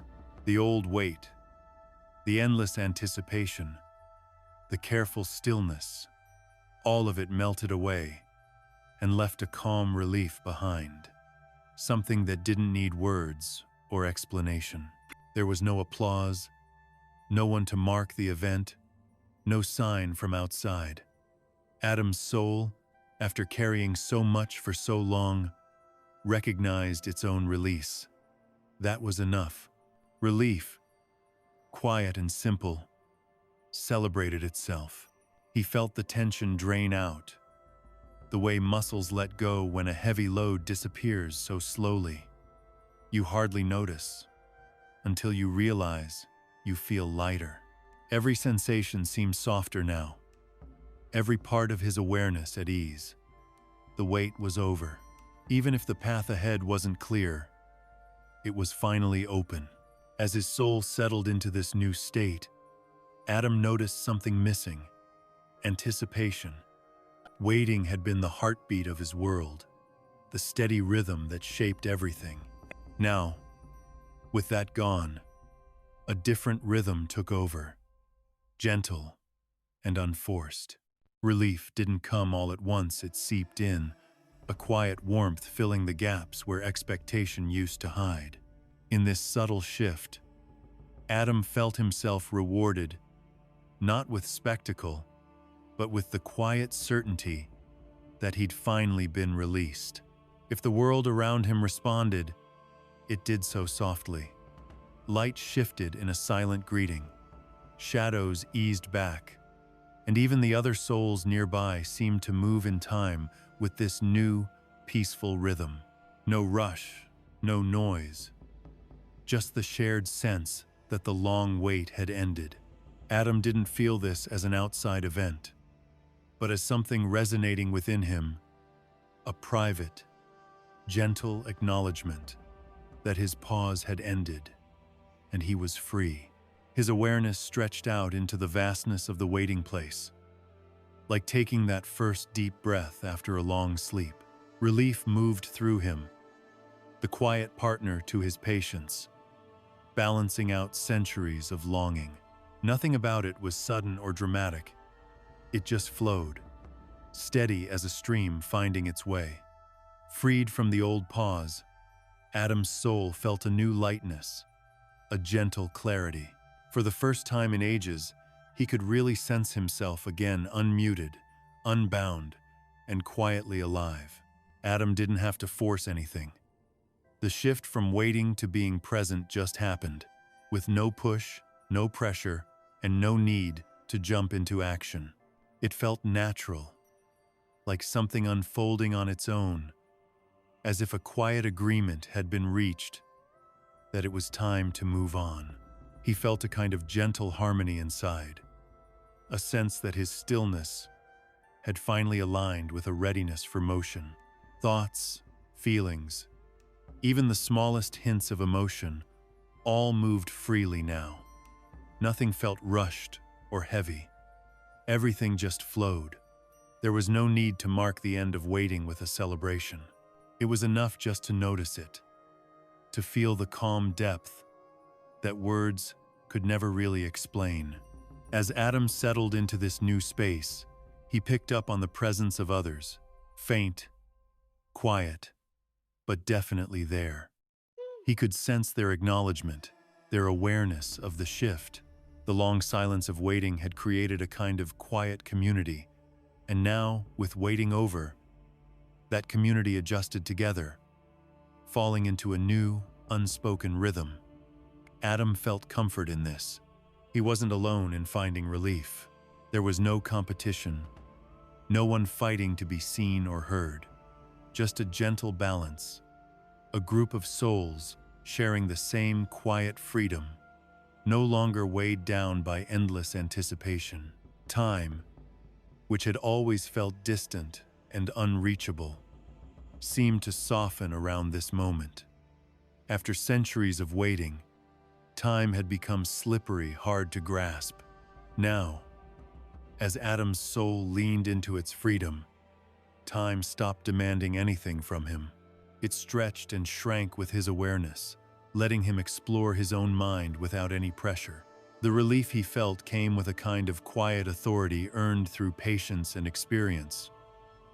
But it was soft, personal, and never overbearing. It simply let presence happen, with grace and ease. That long burden of waiting had shaped Adam, his thoughts, his perception, even the rhythms of his awareness. Letting go of it left a gentle space inside him, full of clarity and ease. Relief didn't crash in. It came softly, inviting him to settle, not to rush. Every part of his awareness, every old memory or lingering expectation, eased into the fact that waiting was over, the weight finally lifted. The soul's journey could go on now quietly, patiently, peacefully. Adam felt lighter not in his body, but in his awareness. It wasn't excitement. It was a calm, kind of understanding. relief didn't show up all at once. It arrived like a quiet stream, touching every part of him with subtle grace. All those years of waiting, the silent tension, the patient watching, they finally made sense. Now, with waiting behind him, the next chapter began, quietly and without fanfare. For Ethiopians, death isn't some violent finale. It's more like slipping into a deep, peaceful sleep. They see it as a gentle pause, a quiet folding of the soul that echoes a natural rhythm, not an abrupt end. Life doesn't just disappear, it settles, waiting for what's next. Modern thinking often treats death as a sudden, terrible loss, but this older perspective treats rest as natural, even necessary, to protect the real mystery of being alive. Here, the soul's leaving isn't scary or sudden. It's slow, almost careful, like a leaf curling up at dusk. Adam knew this, not as some abstract idea, but as something he felt deep down. After living through ages of waiting, he understood what it really meant. The body, once full of life and weighed down by all its cares, grows still. The soul, though, moves softly into the place set aside for it. There's no panic, no judgment, no fear, just a quiet sense that life carries on, just in a different way. Nothing breaks. Nothing screams to a halt. There's only deep stillness, the kind that hangs in the air before sunrise, when everything is hushed and the world waits. Calling death sleep isn't just poetry for Ethiopians. It's something they know in their bones. Sleep is its own kind of surrender, a trust in the darkness. You let go. Your mind stops clinging. Your body relaxes, and your soul drifts off, only to wake again. Death, in this view, is just sleep that lasts longer than we can understand. But it keeps that same gentle rhythm. Adam, after so many years of waiting, really felt the difference between ending and resting, between vanishing and simply being hidden. This stands in stark contrast to the way people think about death now. These days, death is usually seen as a terrifying void, a final cut, nothing left on the other side. Ethiopians don't ignore the weight of leaving the body, but they smooth the sharp edges. Death becomes a pause in the music, not the end of the song. It's a continuation, a soft folding of life into something new, where trust replaces anxiety and tension falls away. It's not running away, not falling apart, just accepting that life moves in cycles, some we can see, some we can't. Adam had watched centuries pass. He'd seen whole generations rise and fade. Yet when his own rest drew near, he felt no dread. Instead, he found a kind of quiet pride in the process, a dignity in letting go. The body, once burdened and solid, grew still, while the soul slipped away easily, finding a new kind of awareness, one without fear or worry. Time itself seemed to bend, making space for this gentle unwinding, letting life drift into rest, not out of fear, but with a certain grace. And then there are the angels, those quiet helpers in this story. They don't rush anyone. They don't judge. They're just there, guiding, attending, watching over the whole unfolding. Their presence calms, never forces, reminding everyone that death isn't some crisis, but part of an ancient rhythm. Adam, seeing them, understood how gentle this belief really is. The soul moves at its own pace, almost too soft to notice, following a rhythm you can feel, but never push or command. This theology puts a gentle spin on mortality. Death isn't something to fear here. It feels close, almost woven into the day-to-day and the cosmic cycles overhead. Sleep is something we all know, and rest is something we all need. By calling death sleep, the Ethiopian Bible makes it less of a cold mystery and more like something you already get. The soul leaving the body starts to look like all the other pauses we know. Breathing in and out, the sun setting, those deep moments of stillness before morning. Adam felt this, too, the quiet patterns, written into life itself, seeing that real rest isn't vanishing, but just continuing in another way. Rest in this view isn't just lying there, it's conscious. The body might be still, but the soul stays awake, remembering, expecting, quietly aware of the divine. For Adam, this state wasn't nothingness. It was a kind of alert, quiet, a consciousness that hung between body and soul, connected to both. In that rest, there's time to reflect, to understand, to feel held in something bigger. The soul finds peace here, away from the noise and fear, grounded by the steady current of continuity. Even waiting for the promised Redeemer fits right in. Time doesn't pressure the soul in this place. The coming of the Messiah isn't urgent, it's just there, part of the gentle tempo of rest. Death as sleep lets the soul trust the process, watching as divine intention unfolds, free from anxiety. Adam, waiting as centuries slipped by, learned the calm reassurance of this rhythm. Things moved forward, quietly, without demanding that he understand everything right away. Suffering gets a new frame too. In a culture where death is rest, dying isn't punishment or cause for despair. The soul just moves into repose, holding hope and expectation alongside peace. Adam's soul, along with so many others, found balance in this kind theology, untouched by the kind of terror modern minds often imagine. Sleep, rest, release. They all work together here, each one making the others stronger. Rest doesn't erase who you are. Sleep doesn't wipe out your awareness. And release doesn't end your purpose. They're all different threads in the soul's long journey. Even Adam's surroundings reflected all this. The waiting place was vast and quiet, like a comforting sleep. Light shifted. Guardians watched. Time moved differently. Everything matched the belief that death isn't a sharp ending, but a gentle, welcoming rest. Adam felt this truth in every part of himself, sensing how life, death, and rest all linked up, how the cycles of creation stretched out far beyond what you can see or touch. The soul's sense of its own movement in this resting state was something else too. Adam, separated from his body, felt a kind of floating ease, a softness, a quiet knowing that death as sleep was really just another form of ongoing life. The rhythm hadn't stopped.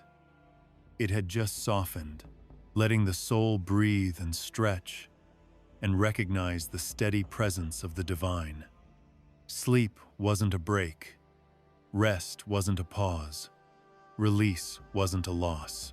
Every layer of experience proved the Ethiopian belief that death is gentle, restorative, and sacred. As hours, days, even centuries blurred together in that timeless space, Adam's soul held on to the truth. The end of life isn't final. It's just an interval. Sleep, rest, and quiet hope shape the soul's experience, giving it room to contemplate, to understand, to settle. This theology, grounded in old wisdom, doesn't make a spectacle out of the soul's journey. It keeps the transition dignified, the release beautiful, the quiet deeply personal. Death becomes not a terror, but a sacred and gentle continuation folded softly into the eternal rhythm. Adam's life after death, as the Ethiopian Bible tells it, holds a quiet, aching beauty. It's not just about what's written or what the church says. It's about something deeper, something almost lost. This story, so close to vanishing, didn't slip away because it wasn't important. It nearly disappeared because memory is fragile, traditions shift, and people make choices that leave some things behind. In the West, the big, loud stories got picked and polished until they ruled every conversation about faith. Meanwhile, other tales older, softer, told in whispers ended up tucked away in remote monasteries or hidden in slow-traveling scrolls, crossing deserts and mountains. Ethiopia became a shelter for these stories. Here, Adam's soul, his rest, his quiet waiting, survived, even as the rest of the world moved on and forgot. Why did this story almost disappear?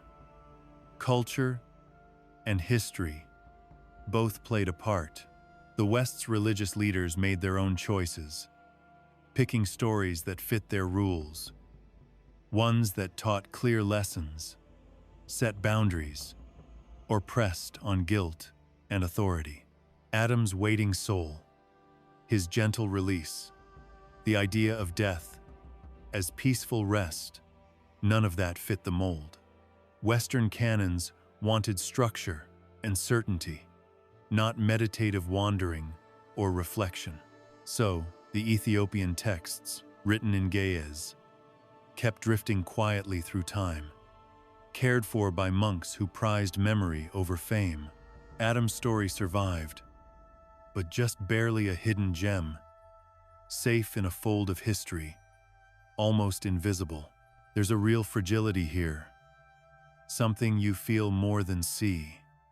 Every old manuscript, every careful copy, is a link in a chain that stretches across centuries. One page lost, one scroll forgotten, a single monastery destroyed by war or hunger. Any of these could have wiped out the story forever. The Ethiopian Church, just by holding on, turned into an accidental guardian of a tradition that vanished everywhere else. The fact that Adam's story made it at all says a lot about patience, reverence, and the quiet devotion of people who understood the power of memory. Every scribe hunched over parchment, every monk whispering the words in prayer, every small community that kept the story alive.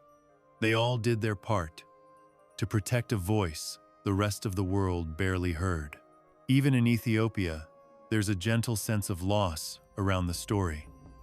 You catch hints of other versions, little fragments that fell through the cracks, interpretations that never made it into writing.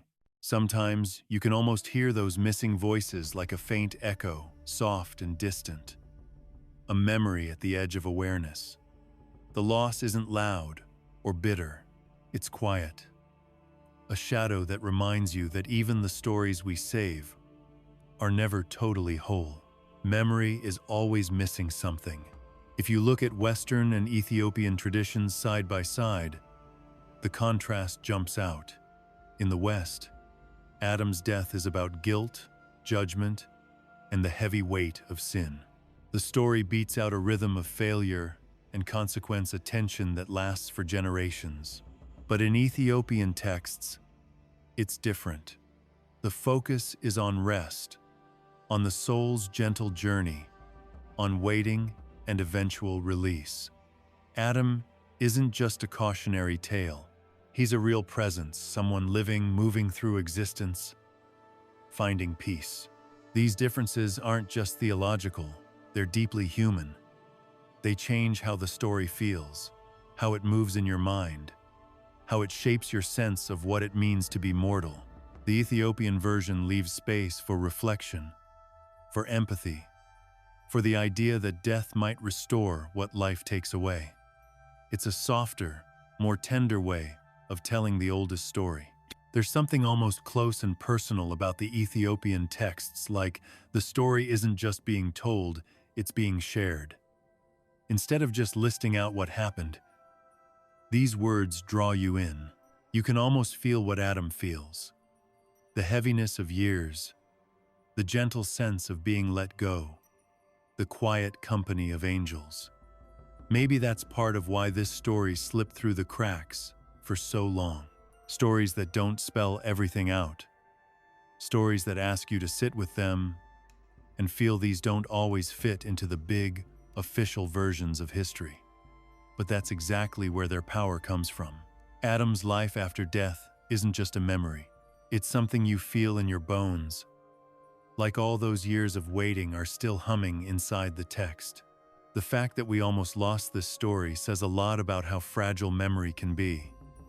History isn't just about what survives. It's about what people choose to keep alive. Some stories get the spotlight, others fade, and sometimes the quiet ones that manage to hang on carry a depth you just can't find in the loudest accounts.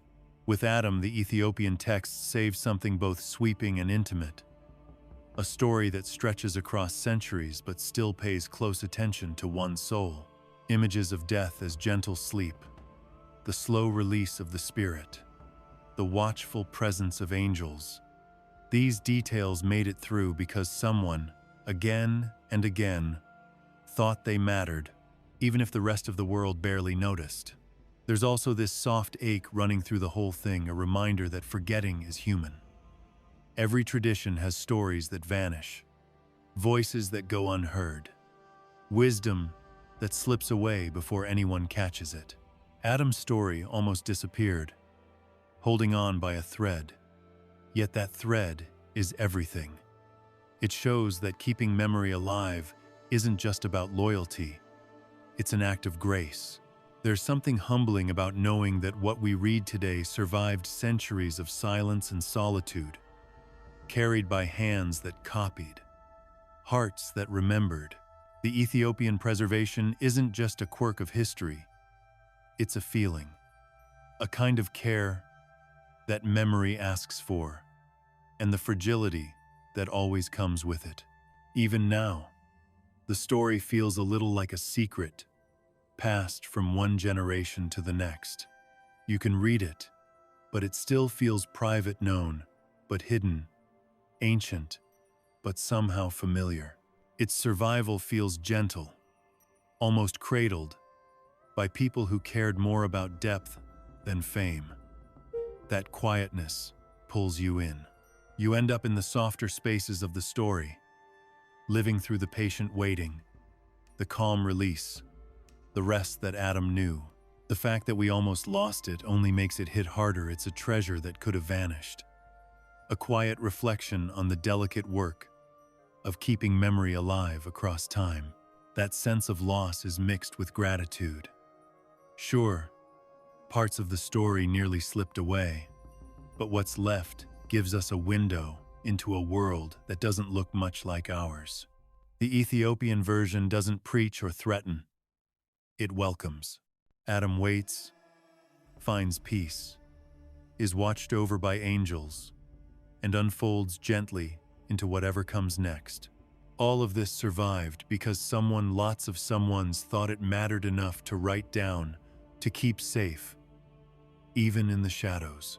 When you think about it, you can't help but feel both the sadness of what almost vanished and a quiet thankfulness for what stayed. So Adam's story ends up being more than just about him. It's about memory itself, the work of carrying wisdom forward, of passing something soft and necessary down the line. The voices we almost lost remind us. History is delicate. Tradition can fall apart, but with enough care, even the most fragile stories make it through. Adam's waiting, his rest, his final release, they echo the journey of the story itself. Both waited, both endured, quietly held by those who saw their worth. This piece of the Ethiopian Bible stands as a bridge between times, between cultures, between ways of seeing. It's proof that what's nearly lost can still matter deeply. The sense of loss in Adam's story isn't bitter. It's thoughtful, gentle. It asks us to remember how vulnerable memory is, and how persistence, quiet, steady, almost invisible, gives it strength. The story's survival feels like both a miracle and an invitation, a reminder that even what's soft, hidden, and almost forgotten can be sacred. And sometimes, that's what the soul needs most. Adam's waiting isn't just about sitting still. There's something deeply human about it, a kind of quiet that almost everyone can recognize. You can see parts of yourself in him. He spends centuries just waiting, aware of time, dragging on, lost in thought. That mirrors what goes on inside us, too. Adam isn't just some figure from ancient stories. He stands for longing, the need to understand, to connect, to find your place in something bigger. Every time he pauses, every silent moment, it touches on those spaces in us where we wrestle with hope, doubt, and reflection. He's not wasting time either. Adam's waiting is full of attention. Outside, the world spins on empires rise and fall. People come and go, but he stays, watching. He's not distant or cold about it. There's empathy there, a real sensitivity. When you hear about his stillness, you remember your own times of waiting. Maybe it's anticipation, or maybe it's grief, or just a quiet stretch where you're not sure what comes next. Through Adam, you start seeing the hidden patterns in your own life, the stuff you usually overlook. He feels every minute of it. Each moment sharpens his awareness. Breathing in, breathing out, he remembers, he hopes. The years don't numb him. They make him see more. He picks up on the little things, the soft rhythms most people miss. He doesn't see time as something that crushes him, but like a fine thread weaving through everything. It pulls listeners in too. Suddenly, you notice your own life unfolding slowly, the way patience and longing come and go. In his quiet, Adam shows us that waiting isn't just sitting around. It's living, really feeling every bit of it. Adam's soul, separated from the body, turns inward. He's reflecting, not in a rush, just letting his thoughts deepen. In that quiet, every heartbeat, every memory, every little echo stands out, and it invites you to notice those same currents in yourself. His long wait, full of attention, looks a lot like the way we long for something. Not always something clear, but for understanding or connection, or just to feel like we belong. Adam becomes a quiet guide, helping us explore what's inside. As the story shifts inward, Adam's waiting starts to feel like everyone's search for meaning. He's lying there, apart from his body, and you can sense how insight comes not from doing things, but from just being present. The old Ethiopian stories make a point of this. In the silence, you don't lose awareness or understanding, they get sharper.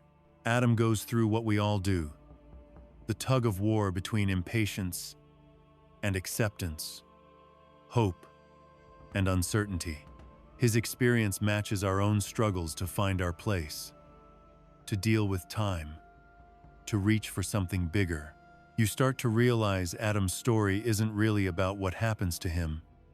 It's about how he sees, how he's aware. Waiting changes time. It lets Adam notice things he'd miss otherwise, and we do the same. In our own quiet moments, we touch depths we usually speed past.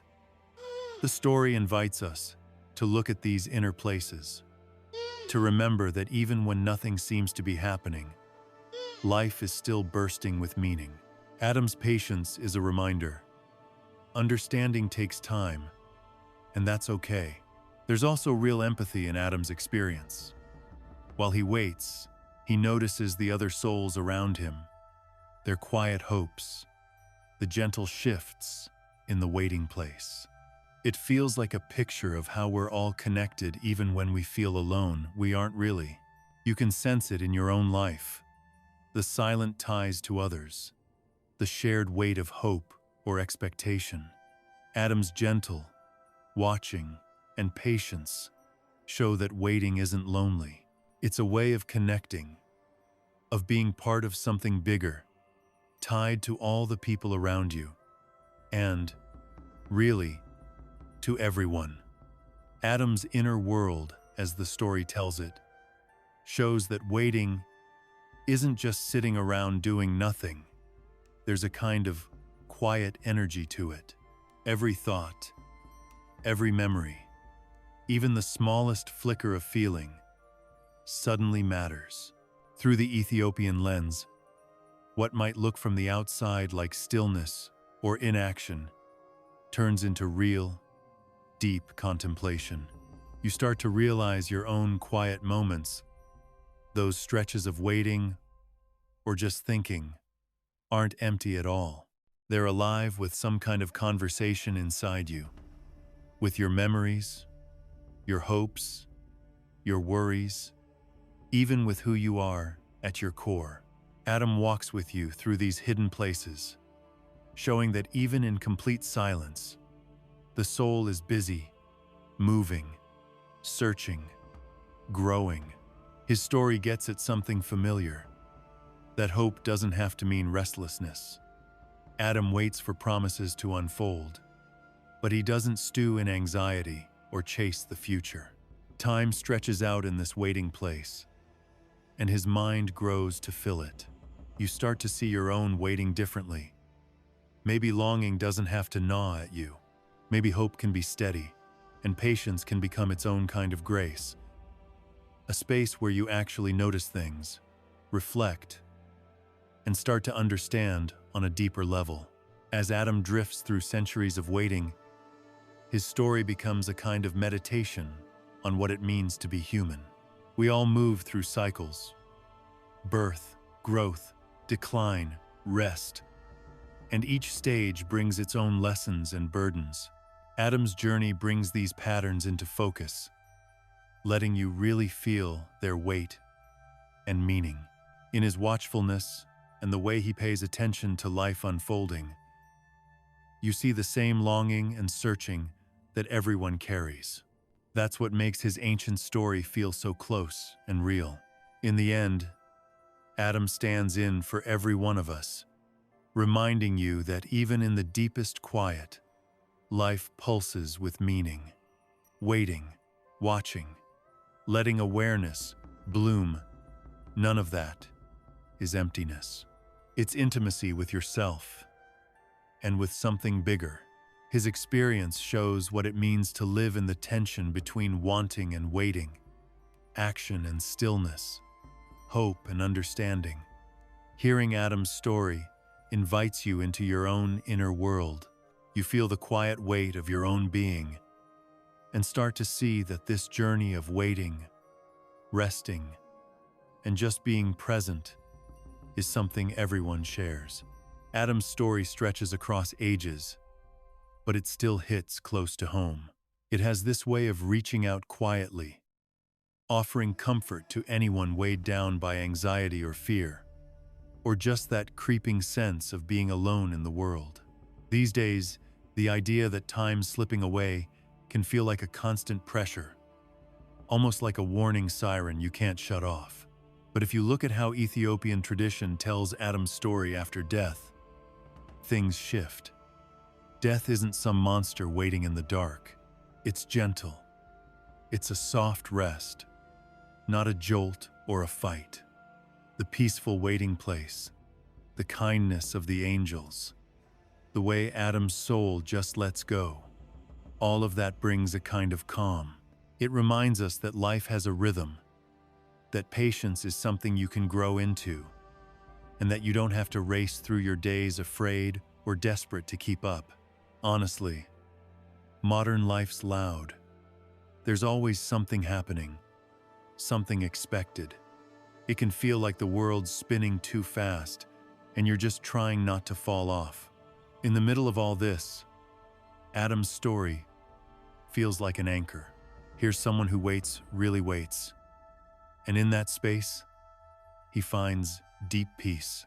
It makes you wonder if maybe slowing down is the point, that maybe life and death aren't things you solve or rush through, but patterns you're part of.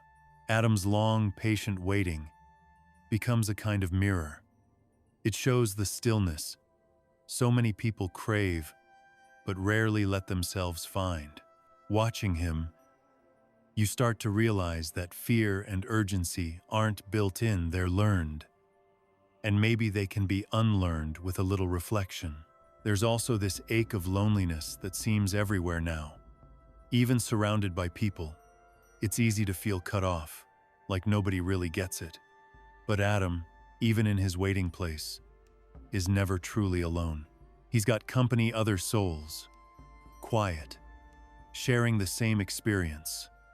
It's not flashy or dramatic, but there's a real connection there.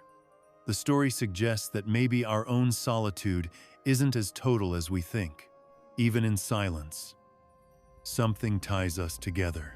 Patience, just paying attention, being present. These are ways to feel part of something bigger. Then there's the whole issue of control. We live in a time that wants everything figured out right now. Instant answers, quick fixes. Adam's story just doesn't work like that. He waits, but he's not passive. He isn't trying to bend everything to his will or panicking over what he can't change. He accepts, he watches, he breathes through the uncertainty. That's a lesson right there. Life's messiness doesn't have to make you anxious. Death doesn't have to scare you out of your mind. The story offers another way, a way to move at the speed of life itself, instead of fighting it. Death, especially, gets reimagined in this tradition. Right now, so many people see it as the end, a wall you hit and can't get past. The fear seeps into everything. But in these Ethiopian texts, death's more like falling asleep. It's a shift, not a disaster. Adam's journey shows that dying isn't a break, it's just another step, watched over by angels, caught up in a bigger order. There's real comfort in that. Death is going to happen, but it doesn't have to be the worst thing. It can be a pause, a time for rest and renewal, not a catastrophe. And then there's hope. Today, hope often comes with a ticking clock. If things don't change fast, it slips away. But Adam's story offers something steadier. The promise made to him, the Redeemer who will come, is sure, but it's not rushed. There's no panic, no deadline. The promise is just there, a quiet anchor. That's a different kind of hope. It's not about instant results. It's about trusting, waiting, and knowing you're not alone. Even in the in-between, watching Adam wait, you start to see that hope doesn't have to be loud or desperate. It can settle in alongside waiting and uncertainty. This story gets right to the heart of human grief and reflection. Life today moves so fast, it's easy to skip over mourning or real contemplation. But in Adam's long wait, you actually get to sit with those feelings. Grief isn't something to rush or ignore. Here, it's something you really live through. And, in the end, it changes you. Loss becomes part of who you are, folded into a bigger sense of what it means to exist. This way of facing death and memory shows us something important. Grief doesn't have to be lonely or unbearable, and thinking things over doesn't need to be a mad dash. Both can be steady, honest parts of life, maybe even healing. Adam's quiet patience stands out. These days, It's tough to focus, life's loud. Distractions are everywhere, and finding a moment to think feels rare. But in the story, you see what happens when someone actually pays attention, even when nothing's happening. Adam notices the souls around him, the slow passing of time, the presence of angels. He's really there, fully awake to it all. This kind of presence is something a lot of us crave, but rarely find. The story gently points out the value of slowing down, tuning in, and not letting life sweep us along in a blur. There's this sense, too, that the things we struggle with, fear of death, loneliness, anxiety, aren't just modern problems. People have always felt these things. Adam's story draws a line straight from the first human to anyone listening now, reminding us that our worries aren't weird or new. The old Ethiopian wisdom, patient and unhurried, says, "You're not alone, and your experience matters." There's a bigger story behind our own, one that's about sticking with it, having patience, and maybe even finding some peace. The story itself never shouts or insists. It asks you to pause, to really notice the quiet details of life, to find patience in waiting, comfort when you're by yourself, and a kind of calm in facing the fact that nothing lasts forever. It links the ancient with the present, showing that what mattered then still matters now. Adam's waiting and eventual release aren't just old tales or religious footnotes. They're lessons in how to live, how to feel, and how to understand the deeper parts of being alive. All of this makes Adam's story feel like a companion for anyone trying to make sense of today's world.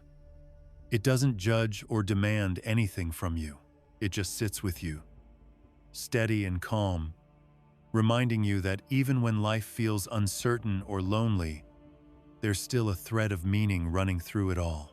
The story invites you in, asks you to find its rhythm, and reassures you that ancient wisdom hasn't gone silent. It's still here, quietly offering its hand to anyone who needs it. When the story grows quiet, everything slows down, almost to a hush you can barely feel, like the gentle pull and release of a faraway tide. Outside, life keeps moving along. But here, in this story's slow heart, time softens. There's space to drift, to sink into gentle thought. Adam's journey from those first breaths all the way through the long, patient waiting pulls you inward. Suddenly, you're noticing things you usually miss. Feelings, stray thoughts, the simple fact of being here. Rest stops feeling like just the end of doing things. It turns into a kind of quiet living, a soft stretch of consciousness that just keeps going. This last hush isn't empty. It's full layered with a quiet awareness.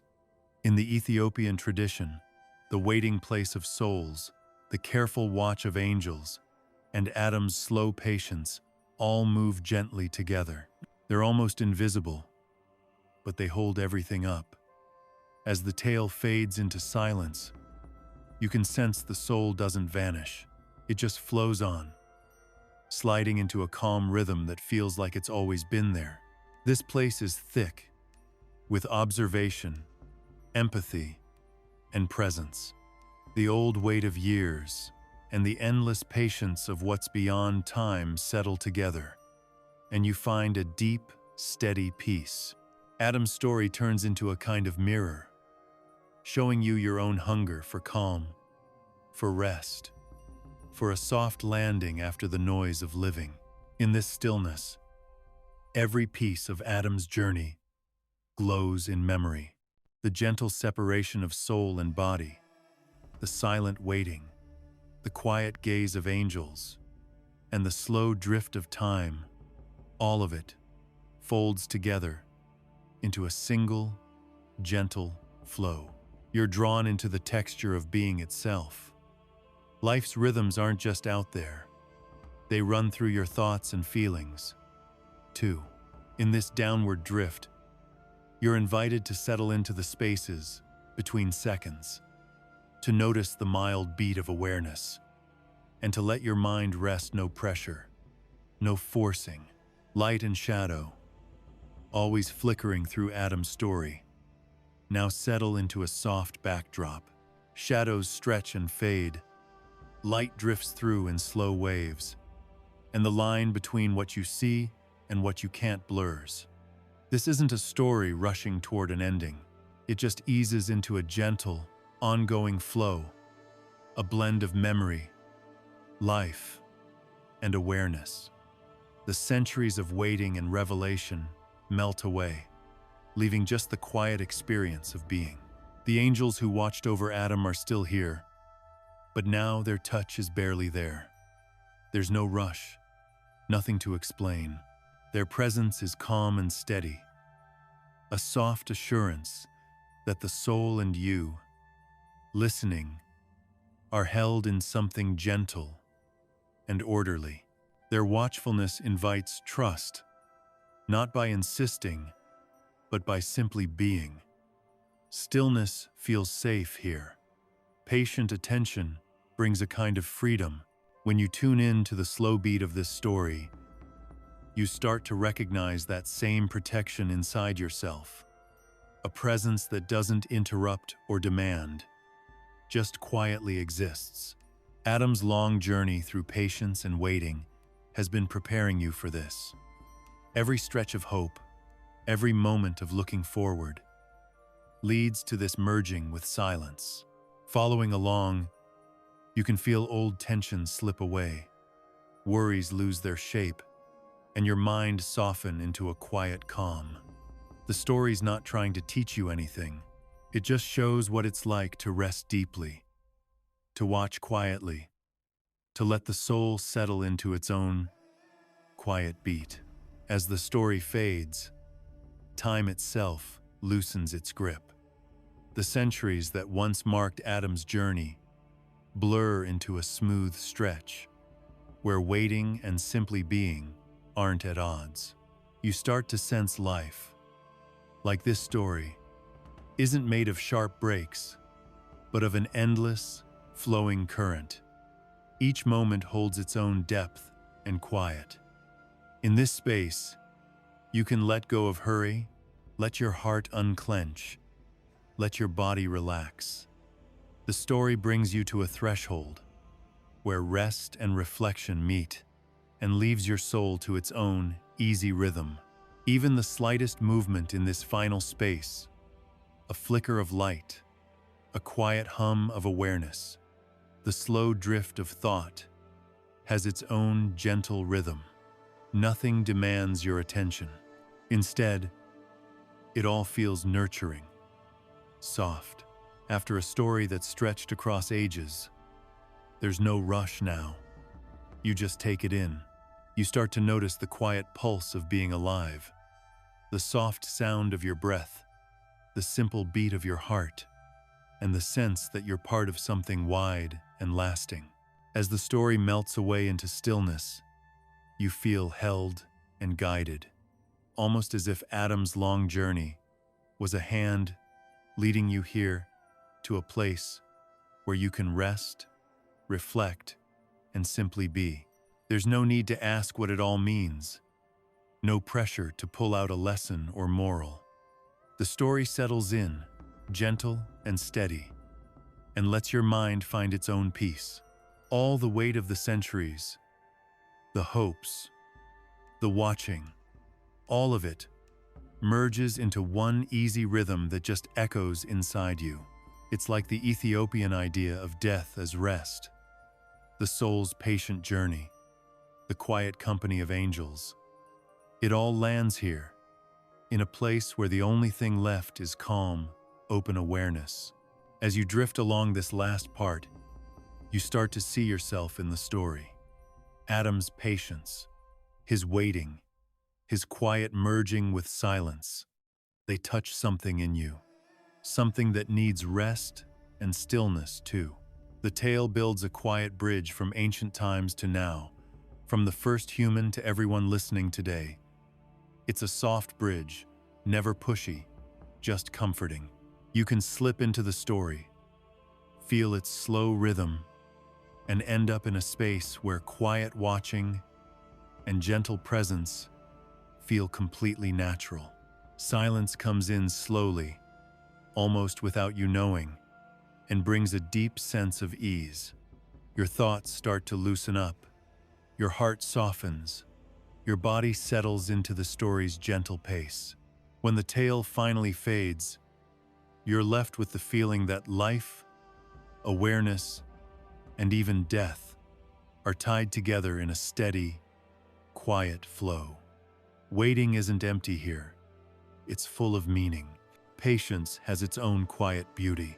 Those last flickers of light and shadow, the soft motion as the narrative ends, they stick with you and echo inside, long after the story itself is over.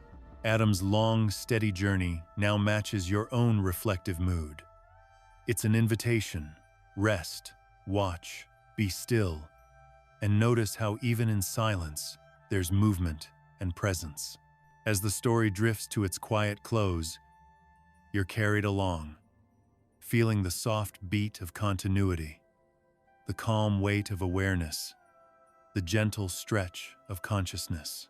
Here, soul and mind line up, the stress of life slips away, and your heart can finally rest, wrapped in the gentle certainty that, just like the story, the soul's journey flows on into peaceful silence.